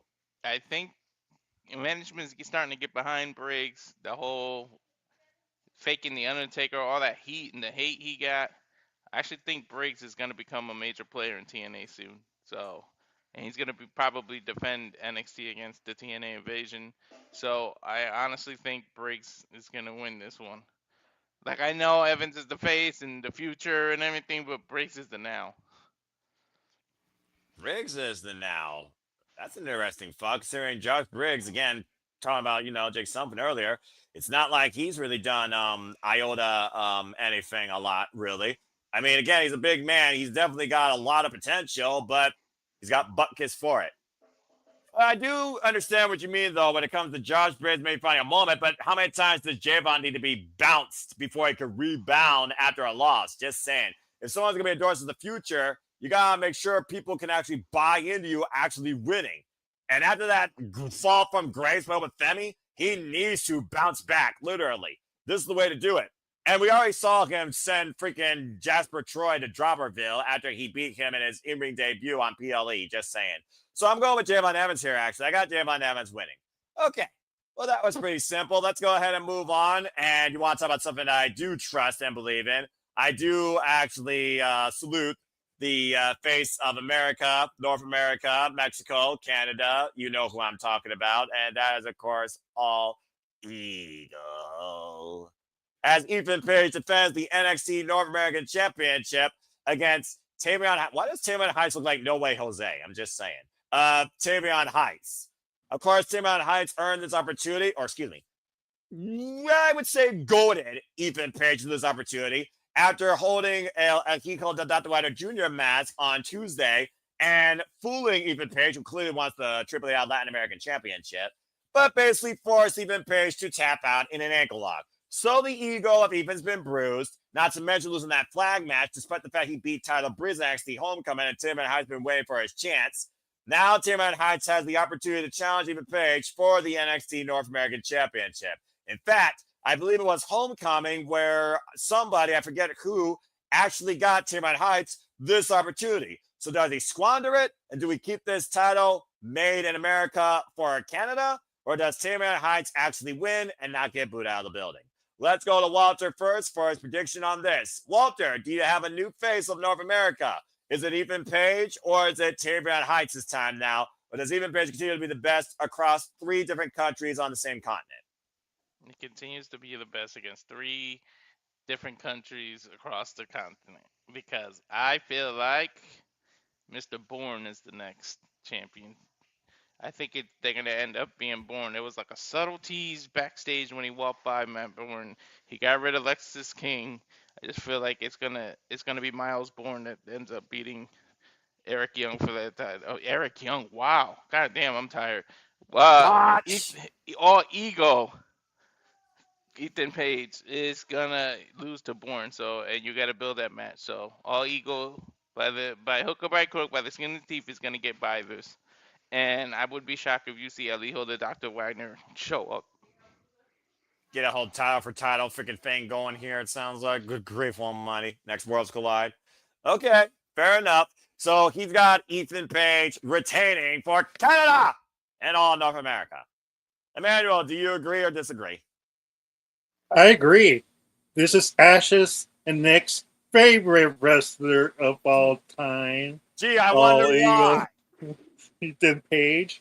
I mean, and also like I said from TNA from the last time, if you come on strong and make him tap out, most likely 90% of the time, the person who gets over loses this match.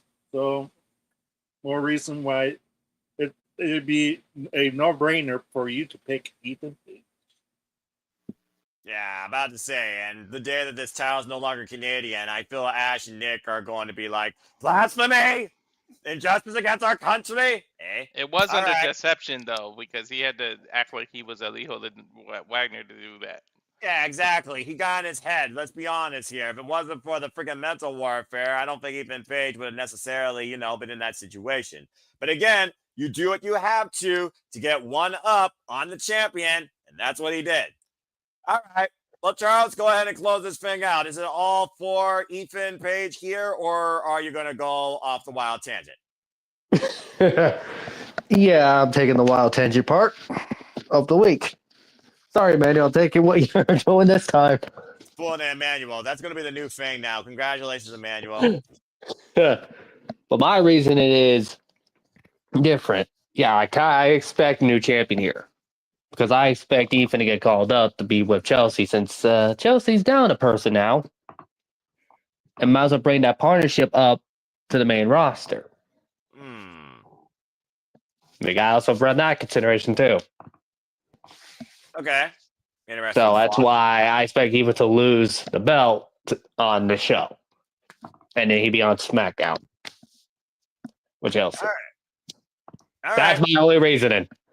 That your only reasoning is that Ethan Page goes from a standalone main eventer level player to sidelining with Chelsea Green, where Chelsea Green and Ethan Page will not even be pushed toward the World Championship picture. Not yet. Ethan Page will be. Yeah, say, thank you. Walter said it best for me. Not yet. Page is going to be involved in the crowd, he's got to defend TNA. I mean, sorry, NXT. He's got to. Well, that's why I disagree. Like, why is he even going to care about both companies? About to say, you saw what Don Callis and the former regime did to freaking Ethan Page. I'm just saying, before he left TNA for AEW. I'm just saying. And also, he doesn't care about it. He's pissed off at Ava more a couple of times. It's like he doesn't care for both brands. Why would he defend one or the other? He might be the Jericho where he tries to throw it on purpose to make NXT lose and get out of there and go up after. And then self-absorbed ego cost the brand like Jericho almost did back in 2001. It's 2001 all over again. Is this actually going to be done better? Who knows? Hey, look, they might do a pay-per-view named Invasion, so hey, that might be it. He literally does look like No Way Jose. Doesn't he not look way. like that? Jose, no way. That was such a freaking predictable theme, by the way. And also, JJ's not wrong. What he said. Yeah, I did hear about that. He is going to Japan, and right now, Wentz Sinclair, but he did tell Wentz Sinclair to not do anything stupid. We know something's going to happen. I'm just saying. But we're talking about NXT No Mercy, by the way, for those that are wondering. This is what I meant. He's not wrong. Oh, okay. That would actually be interesting. I wouldn't mind seeing that. Again, both men Canadian. One's the American champion, one's the North American champion. I actually like that idea a lot. Okay, fair enough. But either way, it's all about the ego for the time being. All ego Ethan Page. Okay. Now, let's go ahead and move on to the fastest match of the night for the freaking NXT Speed Championship. No one cares about this title, but if Lana Reed, of course, qualified for this championship match, when she was able to beat Candice LeRae to advance No Mercy after Candice LeRae, of course, was able to overcome her challenger in the first round. We saw Triple Fale Apache, of course, lose as well when Lana Reed, one of the newest stars in the scene, was able to deliver some summer hospitality to get the chance at the Speedometer Championship that So Ruga still claims to be a double champion. Does So Ruga still claim to be a double champion following this, where you got to win the title in 3 minutes? I could care two jack less shit about this title. That is nothing more but a Speedometer sticker. I cannot believe they're trying to turn this into a real thing in WWE on screen. Are you fucking kidding me? Emmanuel, go ahead, since WWE's going to try and make this for something. 3 minutes of fame. Congratulations. Fuck this shit. You turned the Heritage Cup into... Emmanuel, who you got leading with the Speed Championship? We're gonna have a new champion. That's all I have to say about that. Like, I think so. Good time. It has to go up and go for the NXT Women's Championship. That's their next goal, and lose the North American Championship. And if not, then I don't know what you're doing with their like. Soruka's the new is the face of the NXT brand, and that's all I have to say about that. Very good, Charles. What do you got to say about the Speed Championship? I don't care about the women's title. I more care about the men's title. I'm waiting for that to be defended next on NXT, so I could just hear Noah rant as much as anybody. Just because of who the men's speed champion is. Who is the men's speed champion? Americano? No. It was. I think Noah forgot about that. Because they're bringing both men's and women's. Just saying. Walter, who you got leading with the Speed Championship? Wow! I don't even give a shit enough to answer, to be honest. Like, okay, good man. Charles, do your prediction real quick so I can finally throw this freaking title into the fire. Well, I completely skipped me because I brought up who the men's champion was. But, No, but seriously, hold on. I guess new champ by accident because of Zarya. I think we're gonna butt heads with Sol and Zarya finally. I was gonna there we say go. this match. Yeah, no one can say no one thing, but in reality, this match is going to add further to the eventuals. Obviously, the Soul Work and Zarya thing. So, Oh, God forbid they got more than enough women's tag teams in WWE for Charlotte Flair and Alexa Bliss. it's inevitable. Okay, it's inevitable. That's why I expect a new champion. Despite Shayna Baszler showing up out of God knows where on freaking NXT Homecoming to try and say, get it together, and you both could literally have everything. So we're going to Shayna has no room to talk in that conversation. Yeah, right. Well, that's a whole different conversation. They were the last legitimate team since the Inspiration. Just saying. All right, moving on. So we're going to change the Speed Domino Championship. Congratulations. Fuck that shit, man. Talk about pissing me off. Rain the men's one on next, people. Shut up. Oh, Walter.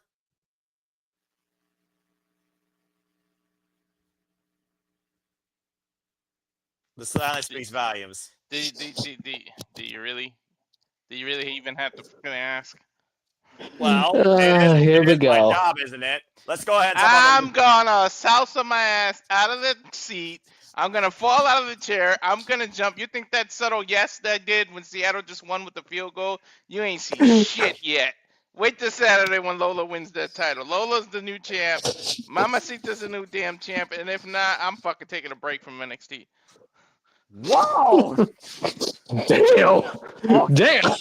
Okay. Well, you heard it here, folks. You heard it here. Okay then. Wow. Okay. Let's go next. Should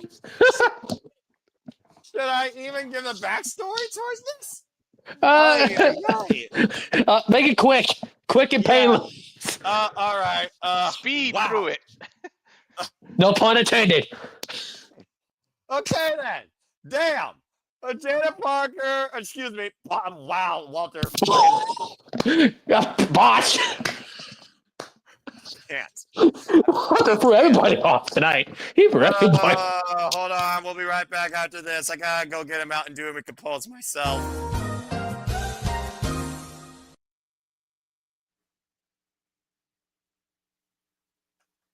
Now for the words of our sponsor. Shut the fuck up, Emmanuel. Okay, and we're back to the predicting after that. Jesus Christ. Okay. Are we sure? I'm pretty sure. Fuck me. I think pretty sure went out the window the moment Walter went first. Damn, Walter. What the fuck? All right.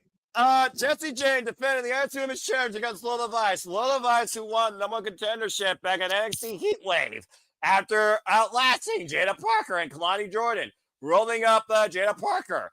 And basically, this is her home turf, by the way, folks. She's from Florida. We're in Fort Lauderdale, Florida. This is home field advantage. Meanwhile, Jessie Jane is the last standing influence for fatal influence, with any influence at all, considering she has the freaking, oh my God, NXT Women's Championship after losing the TNA Knockouts World Championship to Ash by Elegance, as there's been internal bickering between her, Jasmine Nix, and Fallon Henry. After Fallon Henry and Jasmine Nix lost the chance to challenge for the WWE Women's Tag Team Championships, they literally are like, you constantly been failing me each corner. And we saw, strangely enough, this past Tuesday, Jasmine Nix was taken out. Gee, I wonder if that was an inside job.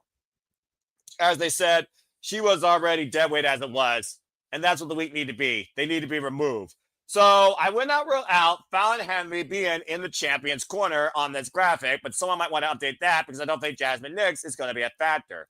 Meanwhile, it sounds like Lola Vice is going to be taking this on one-on-one, despite the fact she has been teaming alongside Kalani Jordan recently in tag team wins. In fact, Kalani Jordan and Lola Vice own a tag team win over Fatal Influence.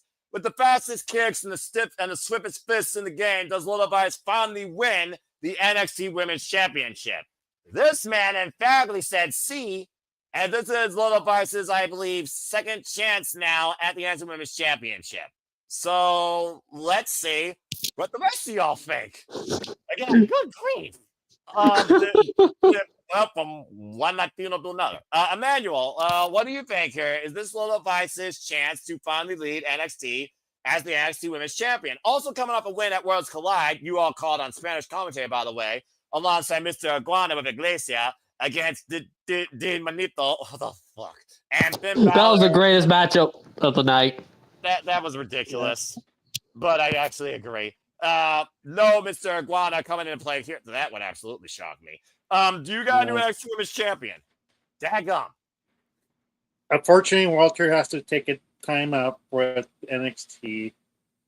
Lola Vice has gone the better of JC Jane at every corner out there. She cost her the tag match. She cost her she's been booked strong, and they've been really hammering the fact that Lola, like the same storyline as the last time when she was the first getting the title opportunity for the first time, and they're kind of doing the same storyline and the same promos and everything like that.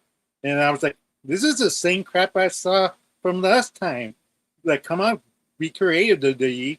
That's the only niche, like, nag I have for me for for NXT, because it was basically the same thing. And then it'll be, yeah, I agree with Walter. It'd be so poetic and happy moment if Lola Vice wins this. But at the same time, who's next if Lola wins it? There's no credible heel per se right now. So I would say JC James somehow, some way, finds a way to defeat Lola Vice, not cleanly by cheating. And I'm not sure if Fallon's going to play factor on it.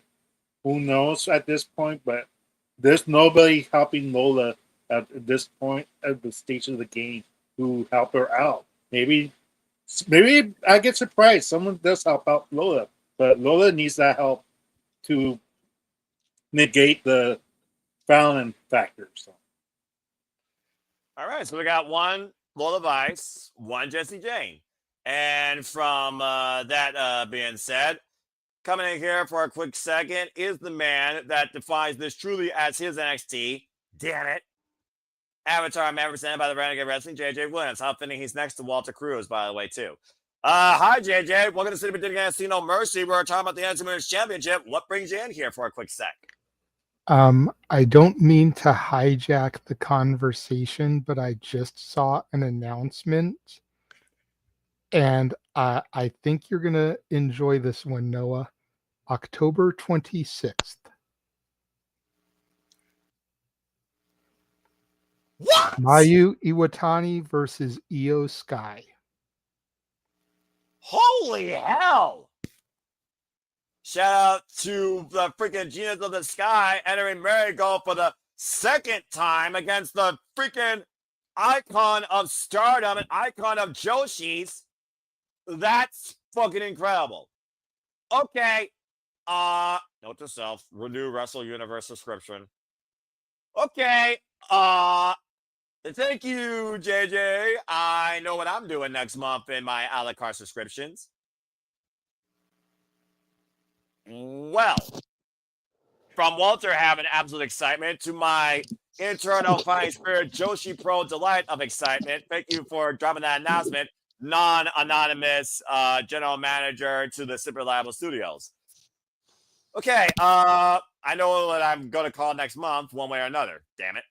Okay, wait, where were we? All right, NXT, Jesse James, influence, like they're up. The Charles, it's 1-1. Jesse Jane at this point, yeah, to JJ's point earlier, maybe Fallon Henry gets tired of Jesse Jane, maybe considers her weak. Let's not forget, Fallon Henry joined Jesse Jane when they started this escapade of putting all the rookies in their place. Jesse Jane, before winning the NXT Women's Championship against Thunder Valkyria, still the biggest WTF of WWE's calendar year, she was no more of a second wheel. And she wanted to prove a point that she could be more than that. Now, truth be told, she's had the championship, but the jury is out whether or not she was any better than what she was before. And I think here we've hit the end of that influence. And found Henry might drop her as a bad habit in defeat or even during that she gets out of line. Because I don't think Fallon Henry needs her, by the way. I think Fallon Henry is the more capable of the actual three to begin with. So, Charles, what do you think? Do you got a new NXT Women's Championship, or do you believe that Emmanuel is right? Is it crazy enough? Walter, I am sorry. I am so sorry to you right now, good sir. I've just let this be known right here, right now.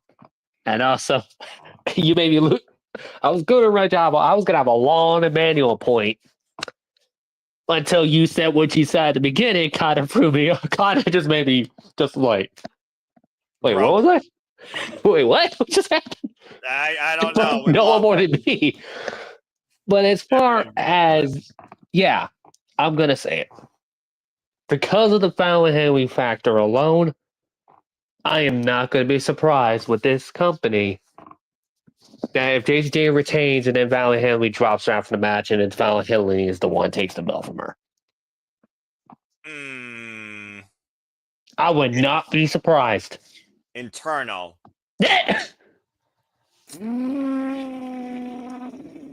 We made Walter so mad that he left.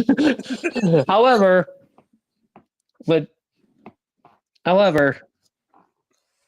you made Walter. It doesn't need the title. Screen. He didn't walk off screen. He dropped off screen. Walter, please come back on the screen. Please come back on the screen. That was my nope.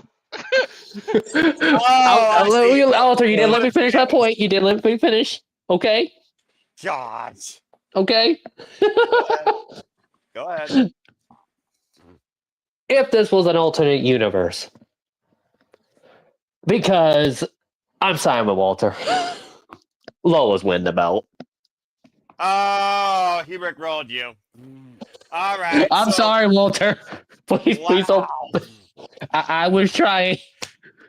I wasn't trying to, but. Gosh. Okay.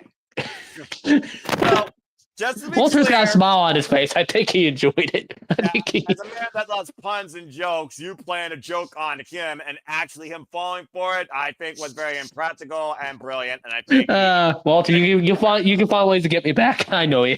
I'm You go sure he's ahead. going to, and it's going to involve pushing you down a manhole. No, in next time he TNA. dies in teenage, I'm not waking him back up. Oh, you know what? You know what? I will deserve that. There you go. Oh, stay tuned. We'll deserve that. Stay tuned, folks. We love all the care with Simply Reliable Gaming. And yes, Lele, I have not forgotten about you. If not this weekend, next weekend, let's finally settle the score and see if you can beat me in Wheel of Fortune too. Yeah, I want to be there. We're calling that. And maybe I'll host Jeopardy, because why the heck not? All right. Shoot, people have compared me to Alex Trebek. I've been compared to everything from a commentator. Good grief. Undefeated Jeopardy champion. What? Undefeated Jeopardy champion from game night from the channel. This is General Jeopardy, and I don't know if you're going to be that good at it, and I don't know if you have a PlayStation that you have the game, but if you do, you're more than welcome to join in. So, I mean, I have a Jeopardy PowerPoint. I could make a Jeopardy game right now. I could literally turn one of these nights into you're not careful. I'll lose a Jeopardy instantly, so I will be out of that question. Fair enough. All right. Moving on.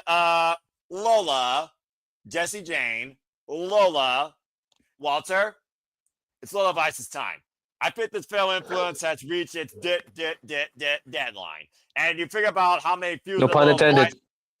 Well, considering we know that's probably going to be the show at the end of the year. Just saying. It's one of those things, though, that also I look at the NXT women's roster and I figure about Lola Vice. She's had some fallout with some of them. And there's also some she hasn't feuded with particularly. I go back to Kalani Jordan. I think Kalani Jordan could come in here on behalf of Lola Vice and help out Fallon Henry. Either way, I think Lola Vice is going to do what she did on Tuesday night and not Jesse Jane the fuck out. I got Lola Vice coming finally the new NXT Women's Champion. So, we'll see what happens. And Emmanuel, while he's going with his mind versus heart, says, please. His petition right now stands for the Namamacita, according to Walter. And again, your predictions are not final. Final until 6:30 p.m. Standard Time Saturday night. So keep that in mind. Yes, man. Yeah. I see your hand real quick before we go to our semi-main. Yeah, just make it clear that I'm done with the Fate Influence faction itself too. I hope Global Bryce does win it and break this faction because it's time to move on. But something deep inside of me is saying it's not over just yet. And I can only imagine Walter, for the first time on screen, will rage, as his name implies, if the result is any different, as I count the pin of whoever leaves with the championship. But still, we're Walter, no good look at that one when that happens. Right? You might be the only man left on that booth for the rest of that show. Talk about showing an ugly side. But speaking of an ugly side, his name Rage is going to actually mean something from now. Well, how about damn it, Walt! Damn it, Emmanuel! Oh, for the love of what the frick? Puerto Rico pride. Of course, representing. That's Cuba. That's Cuba. She's Cuban. Cuba. Oh, that's right. She's Cuban. I'm sorry. Again, I don't know flags. James now. All right. Let's move on, though. From something that might induce rage or happiness, this is purely going to be nothing but rage inside the cage. It is 9:13. Included. Yeah, right. Let's go ahead and talk about this weaponized steel cage match between the Glamour, Blake Monroe, taking on Jordan Grace. Weaponized steel cage match. After what happened at NXT Homecoming, of course, with these two, we, of course, saw Blake Monroe beat the Juggernaut, and the Juggernaut was questioning, who the hell am I anymore? Well, we know that Jordan Grace is a former record-setting trailblazer, history maker, TNA Knockouts World Champion.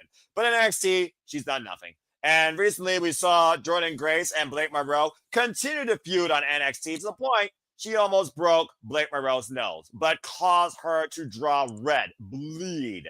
And now we're going to see truly what it means to deal with the devil brought from hell in the shade of the glamour. Never has someone so glamorous seemed so sinister. And now we're going to truly see the evil within her, as Jordan Grace looks to prove how ugly she can be. After Ava made it official that these two, who've been battling and brawling up and down the Performance Center, leaving NXT sometimes in shambles and disarray, she's made it no choice but to lock these two inside a weaponized steel cage. The bottom line here, folks, it's a steel cage. You know how this goes. You win via escape through the door over the top or pinfall or submission inside the ring. It's Jordan Grace and Blake Monroe too, and this time anything goes. Let's go ahead and get your thoughts towards the future of the Juggernaut and the future of the Glamour. And who leaves with more scars than they came in with, shall we? This right here is going to be fun for me, to say the least. Emmanuel, let's start with you. Do you have Jordan Grace or Blake Monroe winning this weaponized steel cage match? Hopefully this breaks Jordan Grace's losing streak in pay-per-view for NXT. Right? That's up. I see Walter saying no. I'm like, but god dang, let the woman win. Let the woman win what he says. It's true. Like at this point, it's like Blake Monroe doesn't really need the victory right now because she already got her victory the first time, and Jordan Grace desperately needs something. Like, and that's no pun. For I know it's something. Not. That's why no one did it. Continue. Yeah. So it's time for her to get a victory or no. Like again, why you bring her from TNA to NXT just to make her lose and keep losing in these pay-per-views? This is a high-profile match, so they'll bring eyes if she wins this. If not, then at this point, ask for a release from Jordan Grace because NXT is not treating you well, and you deserve better as a person and as a professional. I know she sucking it up, going through this hardship times right now because that's what wrestling is about. They have you going loose, loss after loss after loss. and then you get your victories eventually after your hard work. So hopefully, with this logic, she actually gets this one. All right. So you're going with Jordan Grace, which could be a saving grace for her NXT career. Okay, fair enough. So the bow's been set to Jordan Grace. Well, Charles, since Blake Monroe screwed Jordan Grace, of course, out of the opportunity to challenge for the TNA with the NXT Women's Championship, of course, at Evolution, these two have been at each other's throats, quite literally. We saw how hard they fought, though, during Heat Wave. And again, Jordan Grace, her rage got the better of her, and Blake Monroe exploited it and put her down. Gave her own beauty shot, which was anything but beautiful for Jordan Grace. So, to Emmanuel's point, do you think Jordan Grace finally gets the better of the glamour inside the weaponized steel cage? Or does this hell favor the glamour, considering we know her track record? What do you think? Yeah, I agree. The fact that I probably know the answer to Walter, since he shook his head no at Emmanuel. Yeah, Blake's winning this. All right. I just can't. I can't see Blake lose. I just can't. All right, fair enough. And before I give it to Walter, the glamour is clearly got more, I think, stock in her in NXT than Jordan Grace does. Many people think that Jordan Grace should have gone NXT. That was Jordan Grace's own choice. At this point, though, she's had her NXT tenured and has challenged for the championship now on multiple occasions. And it's almost one of those things now where until this program with Blake Monroe is over, I don't think Jordan Grace is going to do anything else. And usually these type of programs go into acts of 3 where the hero overcomes the glamour. This is act 2. I think Blake Monroe gets the better of Jordan Grace again. Because weapons involved means anything goes. And all it takes is one miscue by Jordan Grace. Bam! Door in the face. Make Jordan Grace bleed. Blake Monroe escapes. Doesn't have to beat her this time. Just have to outsmart her and outlast her. I think Blake Monroe wins again. And I think Jordan Grace and Blake Monroe go to one last act. I don't know what it is, but I do think Blake Monroe continues leading this program, sending Jordan Grace for her own personal help. The glamour for the win. Walter, what do you think? Muted. All right, let me go here. I wish JJ was on here because you know me and him think alike. I think Blake Monroe is going to win.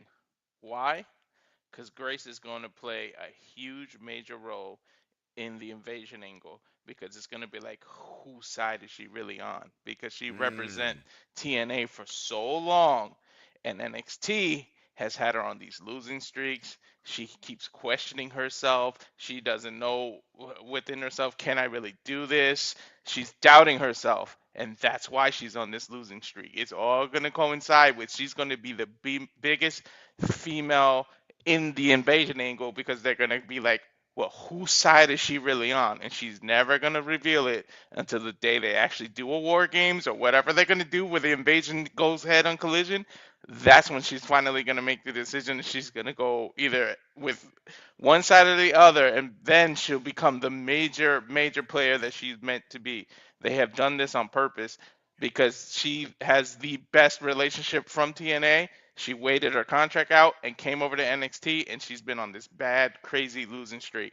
I'm telling you, she's gonna have the biggest role because everybody's gonna have a question mark behind her. NXT's not gonna trust her, TNA's not gonna trust her, and she's gonna be in this weird conflict. She's gonna be the biggest player in this invasion angle, and then watch. Then she'll become the Jordan Grace that we know after. So I feel like Blake Monroe is gonna win again. Well, that's a mouthful and a story full, because we thought that maybe, somebody else could be the Mo inside this. And he's got Jordan Grace. To his point, Jordan Grace was literally the face of TNA and the face of the Knockouts. So, and friggin' Tessa Blanchard sent her off into NXT land at Genesis in January. So it's a very compelling argument.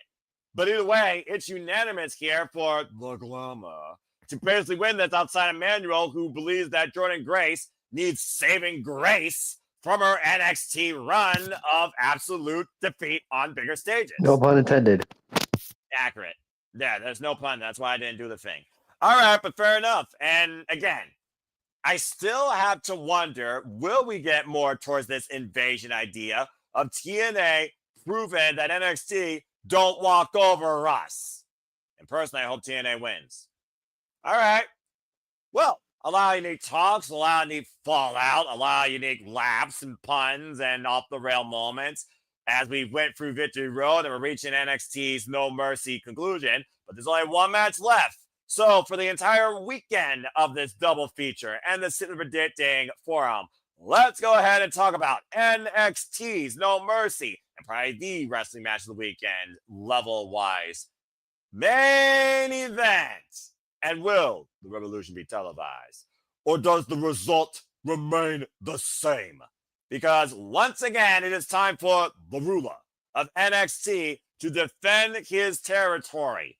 Femi defends the championship against absolute Ricky Saints. One-on-one, first-time affair for the first time ever. Since Ricky Saints lost the NXT North American Championship to All Eagle Ethan Page, not once, but twice in the losing return effort, we have now seen Ricky Saints change gears and now look to pursue the NXT Championship. After endorsing Javon Evans in his chances to try and seize this title from the ruler in the losing effort, immediately following that match, might I add, Ricky Saints confronted Femi. Femi has been the unstoppable, unpinned, unsubmitted ruler of NXT since seizing this title back in January at New Year's Evil. Has defeated Giants, defeated Pro Wrestling Excursionists, defeated Bouncy Men, have defeated even faces of other franchises. I'm just saying, all while holding the NXT Championship. This past Tuesday, he was on the verge of beating a Trick until TNA invaded.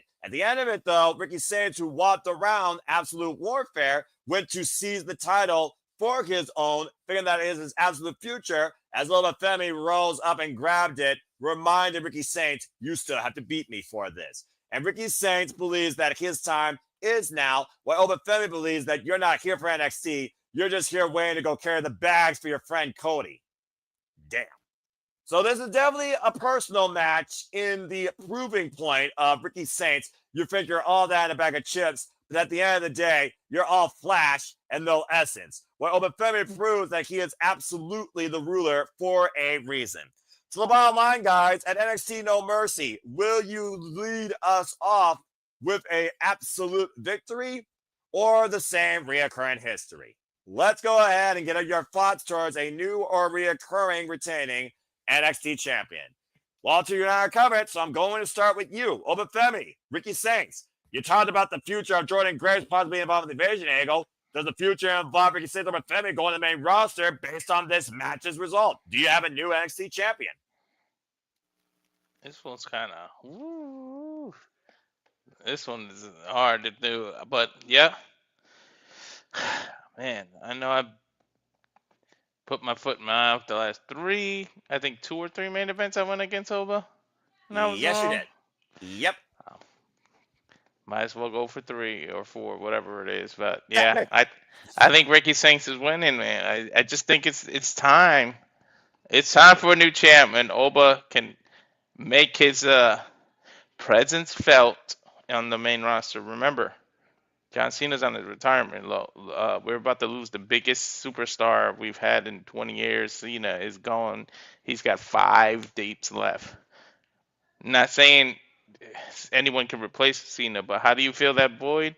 You call this big ass dude up and you make him a Nigerian monster on SmackDown, on Raw, whichever show he's going to go to.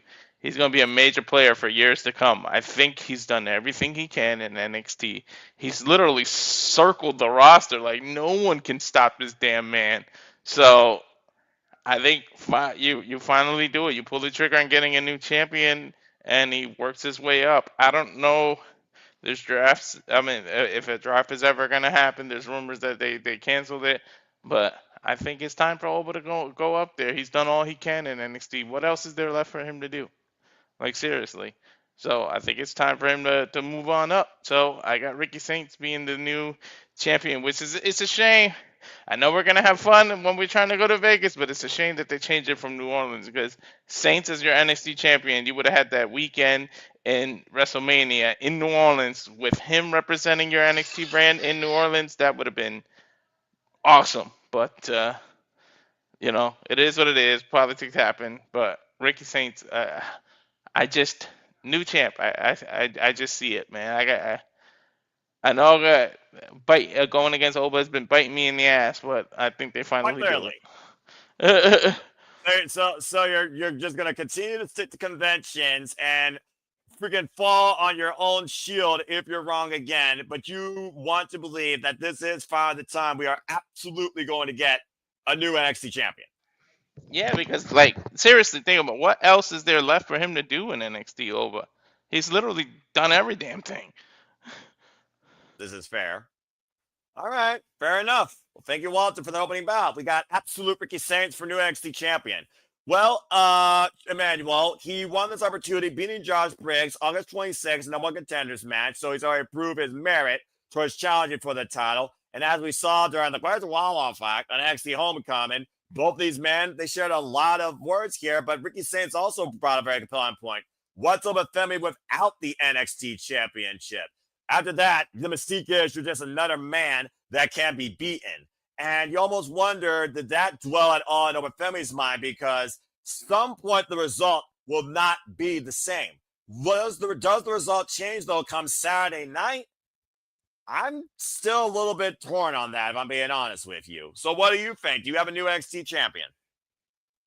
Yes, I do. I agree with Walter. Like, Oba has done everything he has pretty much had to do in NXT. He's ready to be called up. We discussed this a couple, like last PLE and or the second PLE behind it. But yeah, it's time for him to move on. I mean, like, there's not much that he could do.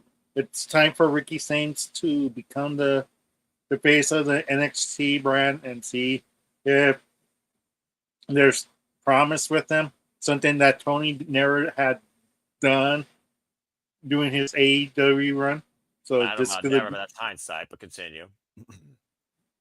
But it's a start. It's a start. No, I know it's not the DE championship, but there's a lot of promise. Like, if he still hold the NXT championship and they have faith in him and to run NXT to the next promised land, who's to say he can't be the DE champion or world champion in this time and frame in the future? So time will tell how fans react to him once he gets to the main roster. But yeah, Oba's Ray. If Brock Lesnar is going to stick around, Oba versus Brock is going to kill. Oh, Jesus. And hopefully Oba runs out Brock Lesnar for good, and that's why he it's a good reason for why Brock Lesnar will leave. Like, nope, I'm not gonna deal with this monster. Hindsight's 2020, but that's a whole different conversation. But regardless, you got a new absolute NXT champion? Yes, I do. Well, here's my thing before I give it to Charles to close it out. The result has been the same since January, but is it time for the revolution to be televised? I do understand your point, Walter, when you say that he's pretty much gone for the roster, but here you are talking about the invasion angle, who's the strongest force. Pretty damn strong force in the NXT champion versus that one trick pony that literally couldn't beat Obafemi this past Tuesday. I'm just saying. And I also look at the fact that Obafemi, I do wonder, does he need to go to the main roster? And does he be inserted alongside the New Day or go after the Intercontinental Championship maybe against Rusev? And what the hell are you going to do with him on SmackDown? I'm just saying. You're going to have Sami Zayn obliterated by him? It's one of those things where he's almost got that Gunther complex with his dominance, except Gunther is much more structured and simple. I don't think Obafemi needs to go up there yet. And it's also one of those things that I do think someone does need to beat him, but I just don't know if Ricky Saints is that guy. And I look at the NXT roster and I think about who could be the next guy to lead NXT. And was Oba right? Is Ricky Saints all in on NXT, or is he just here waiting to go up to carry bags for Cody or maybe challenge him for the Undisputed WWE Championship? Let's not forget who he's friends with. And I feel like Ricky Saints is taking a big bet out on himself. But I just don't know if he could be the guy right now. So I'm just going to go out there with Halloween Havoc, by the way. Tricks and treats abound coming up. Let's not forget about that. I'm going to go out there and say that for now. And let's not forget, at one point, he was confronted by freaking Joe Hendry, and he told him, don't make the same mistake that Name and he appears. I believe in Joe Hendry. Damn it. He said his name multiple times tonight. There we go. I did say his name. But I don't know. I can't see him losing right now. I can't. He just doesn't look vulnerable. And I look at Raw. Who's the tag champions again? I'm on Night Raw. Don't give a fuck. I don't see him being part of new. I don't see him being a less than a single star. Him just being part of some group as an enforcer would be a downgrade on the main roster. You fucking kidding me? He's not going after Seth Rollins. He sure as hell ain't going after Cody Rhodes. He ain't going after Dominic Mysterio. And he ain't going after Sami Zayn at this point, I feel like. So what do you have him do on the main roster? He's not a tag guy. There's no one he could tag with. Not even Omos is there to make the awkward two Nigerians together, one taller than the other. He has to stay in NXT and defend his turf. I think his result remains the same. I got Femi retaining. I'm breaking both of you. I'm saying Femi retains. So that being said, Charles, you close things out. Is it 50-50 or am I the odd one out here? Do you believe the result remains the same, or is it time that the Revolution is finally televised? And do you have an absolute new NXT champion? We will have a new champion. Sorry, Noah, you're on your own. It's time for Oba to lose the belt at this point. But then who doesn't say Oba will stay in NXT for a bit to fight the invasion anyway? He really doesn't need the belt if he's going to fight in the invasion. Just saying. It's like, speaks for itself.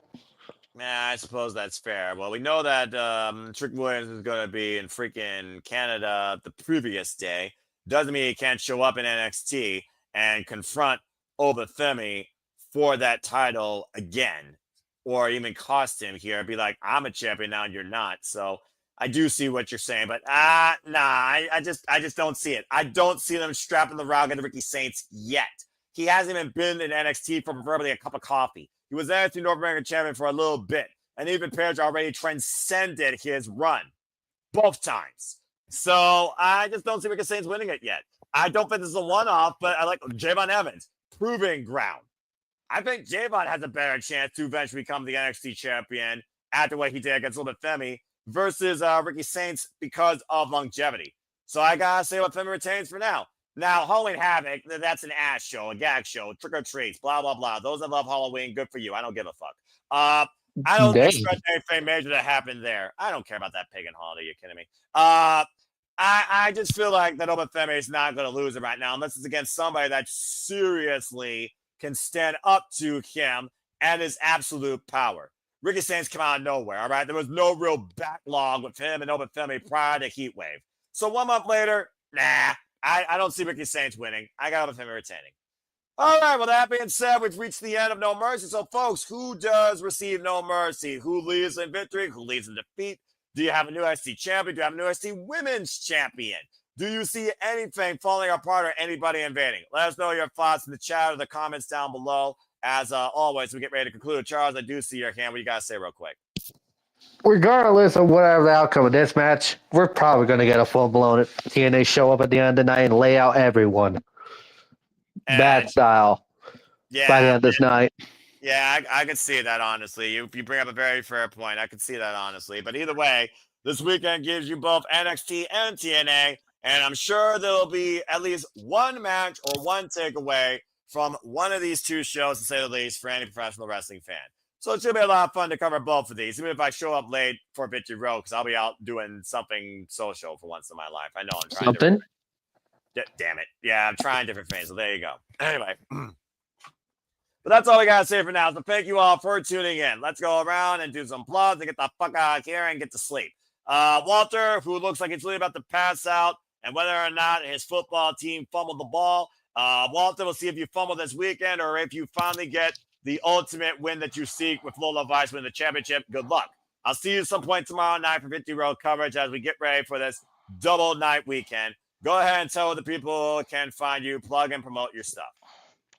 You can find me on the YouTube at Rage of Wrestling, on Instagram Walter.Cruz.940, on the X at Walter Alex Cruz. Tune in tomorrow, because definitely Lola's winning, damn it, and I'm gonna have a party in my damn room. I can tell you that much. I'm getting up. I'm salsa. I'm doing something. But first, what? Sorry, that's Saturday, right? Friday is Friday Walter, is calm down there. TNA, where I Don't have get yourself to too excited.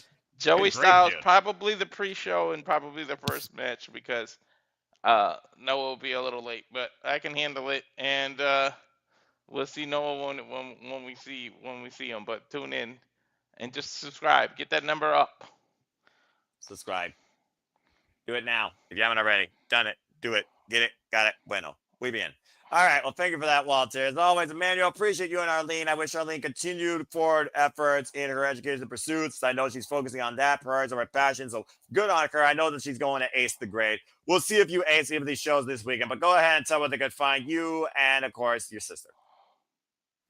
Yes, you could follow me at Man Dominguez on Facebook, EDM7324 at Instagram, EDM7324 at the X, and on Threads. And this is Arlene Dominguez on Facebook, Arlene Dominguez on Instagram, and ADM7324 on the X.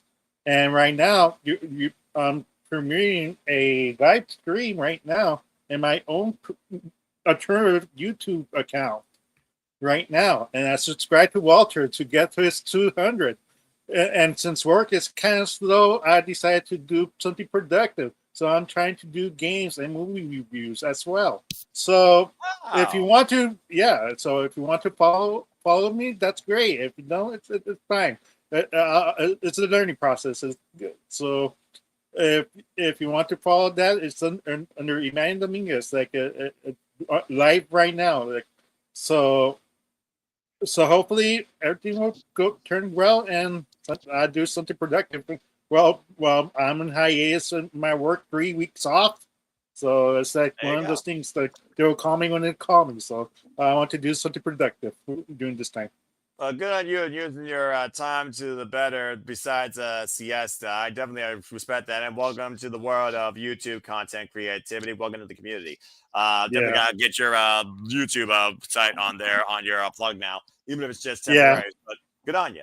All right. Yeah. Well, appreciate you. And I wish you all the best in that. And if you need help with anything, want us to collab anything, let us know. Charles, again, we got to work on your graphic eventually, like the Canadian Connection, Nicholas Ferrantes, and I think somebody else, can't remember who. Just use a stitch thing and just put my Twitter handle. There you go. There you go. I was about to say, I'll just use a TMNT and put you by a manhole cover, and I'll make sure that you're an ass. You're an ass for that. Anyway, go ahead and tell them where they can find you again on the X as always. Yes, as always, Two-Tone Crandall, of course. Someday, man, you should get one so I can follow you and we can do some movie stuff. We're going to join you on that one day, good sir. I know Jerry will definitely join him on that movie stuff, that's for sure. Yeah, just tell me which movie you want to see and we talk about it. Someday. Yeah, I'm down whenever you want. Yeah, just tell me a movie and we'd see it. Got to give the people what they want. Exactly. Indeed. All right. Well, fair enough. Well, as Walter Cruz is about to GTS, I guess now it just leads it to me. So thank you all for tuning in, and thank you to everybody that's tuning in live or on demand. Of course, you want to make this possible. If these three guys want to leave and go to bed, I'm more than welcome it, as I go ahead and get us the fuck out of here. I think Walter's daydreaming about Lola right now. That's why he looks like he's doing it off. That smile ain't going to be wiped off his face if Lola Vice is shimmying with that championship. Oh, I know. All right. That being said, again, you saw him earlier, not anonymous, but you saw the Renegade Wrestling JJ Williams with that incredible announcement about this. Holy shit. That being said, follow him if you choose, RLWJJ Williams on the X, Castlevania Studios here on YouTube, and the Renegade JJ Williams on Instagram. Always appreciate him, as always. And shout out to our Canadian friend, Ash. Follow her when it's wrestling time at Batty for Wrestling. Me and her had a wonderful chat. Please go look at when me and her discussed discussion in Kobe on her YouTube channel. If you haven't joined Barry's Army today, subscribe. Subscribe to Barry for Wrestling today. And again, you can follow Ash at ShadowBatDash on the X and again on YouTube at Batty for Wrestling. Yes, Walter, I see that. Don't blame you, man. Get some rest. Appreciate you. See you for Victory Road at some point. This is the money you will be spending when you go watch Victory Road and NXT No Mercy. Just saying. Probably for the final time. If Sort.com goes their way on NXT.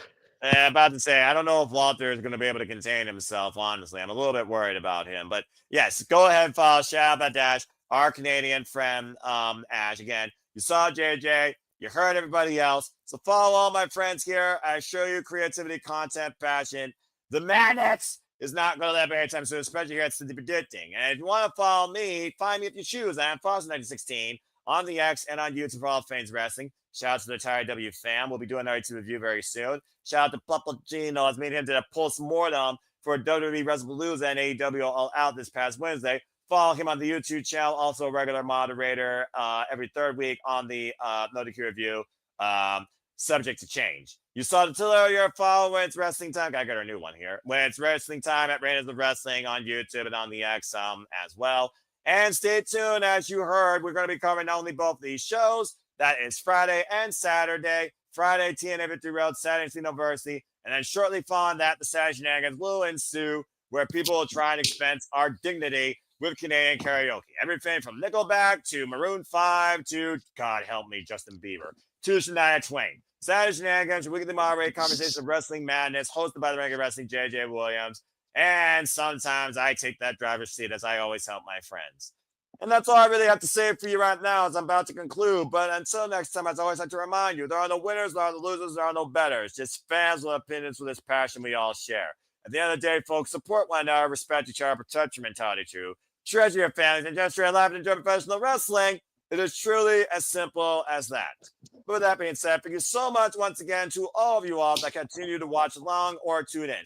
Please like, share, subscribe. Subscribe to all of us. Follow SR Studios 2024 on the X.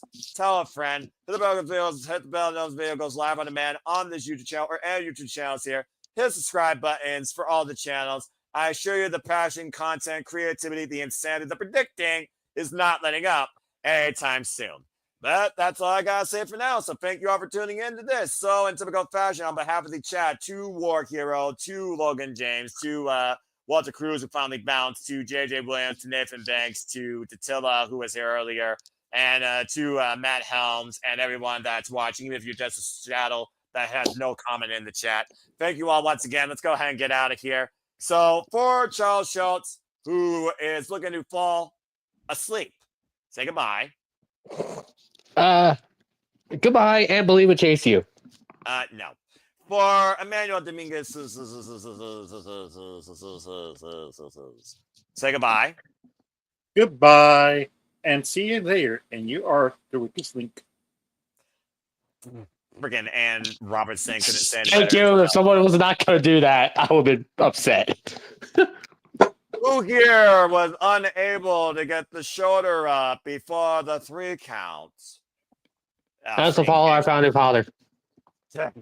And it is a goodbye for me, your simple man of the SRS and the continued moderator, then, now, and forever, of Simply Predicting. Reminding all of you, as always, to make a positive impact in life and have a good night. And thank you for tuning in once again to another rousing edition of Simply Predicting. Have a good night, folks, and enjoy all the wrestling this weekend.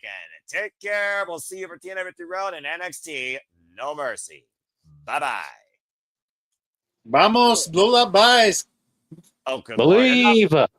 No, the only thing you believe in is freaking Joe Hendry, all right? His name and he appears.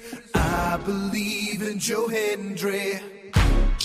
Running freaking hell to running gag and gimmick. The W's overkill it. Ah. All right, I'm hitting the button. All right. Thank you all for tuning in again. Stay tuned for the forums again in the comments section down below and all my social medias and NoTQ social medias as well on the X and on YouTube. Farewell. That'd be funny if Joe Hendry actually come back, but in this stream that he does not have no link mysteriously. Like, how did he get in here? If Joe Hendry, That would be hilarious.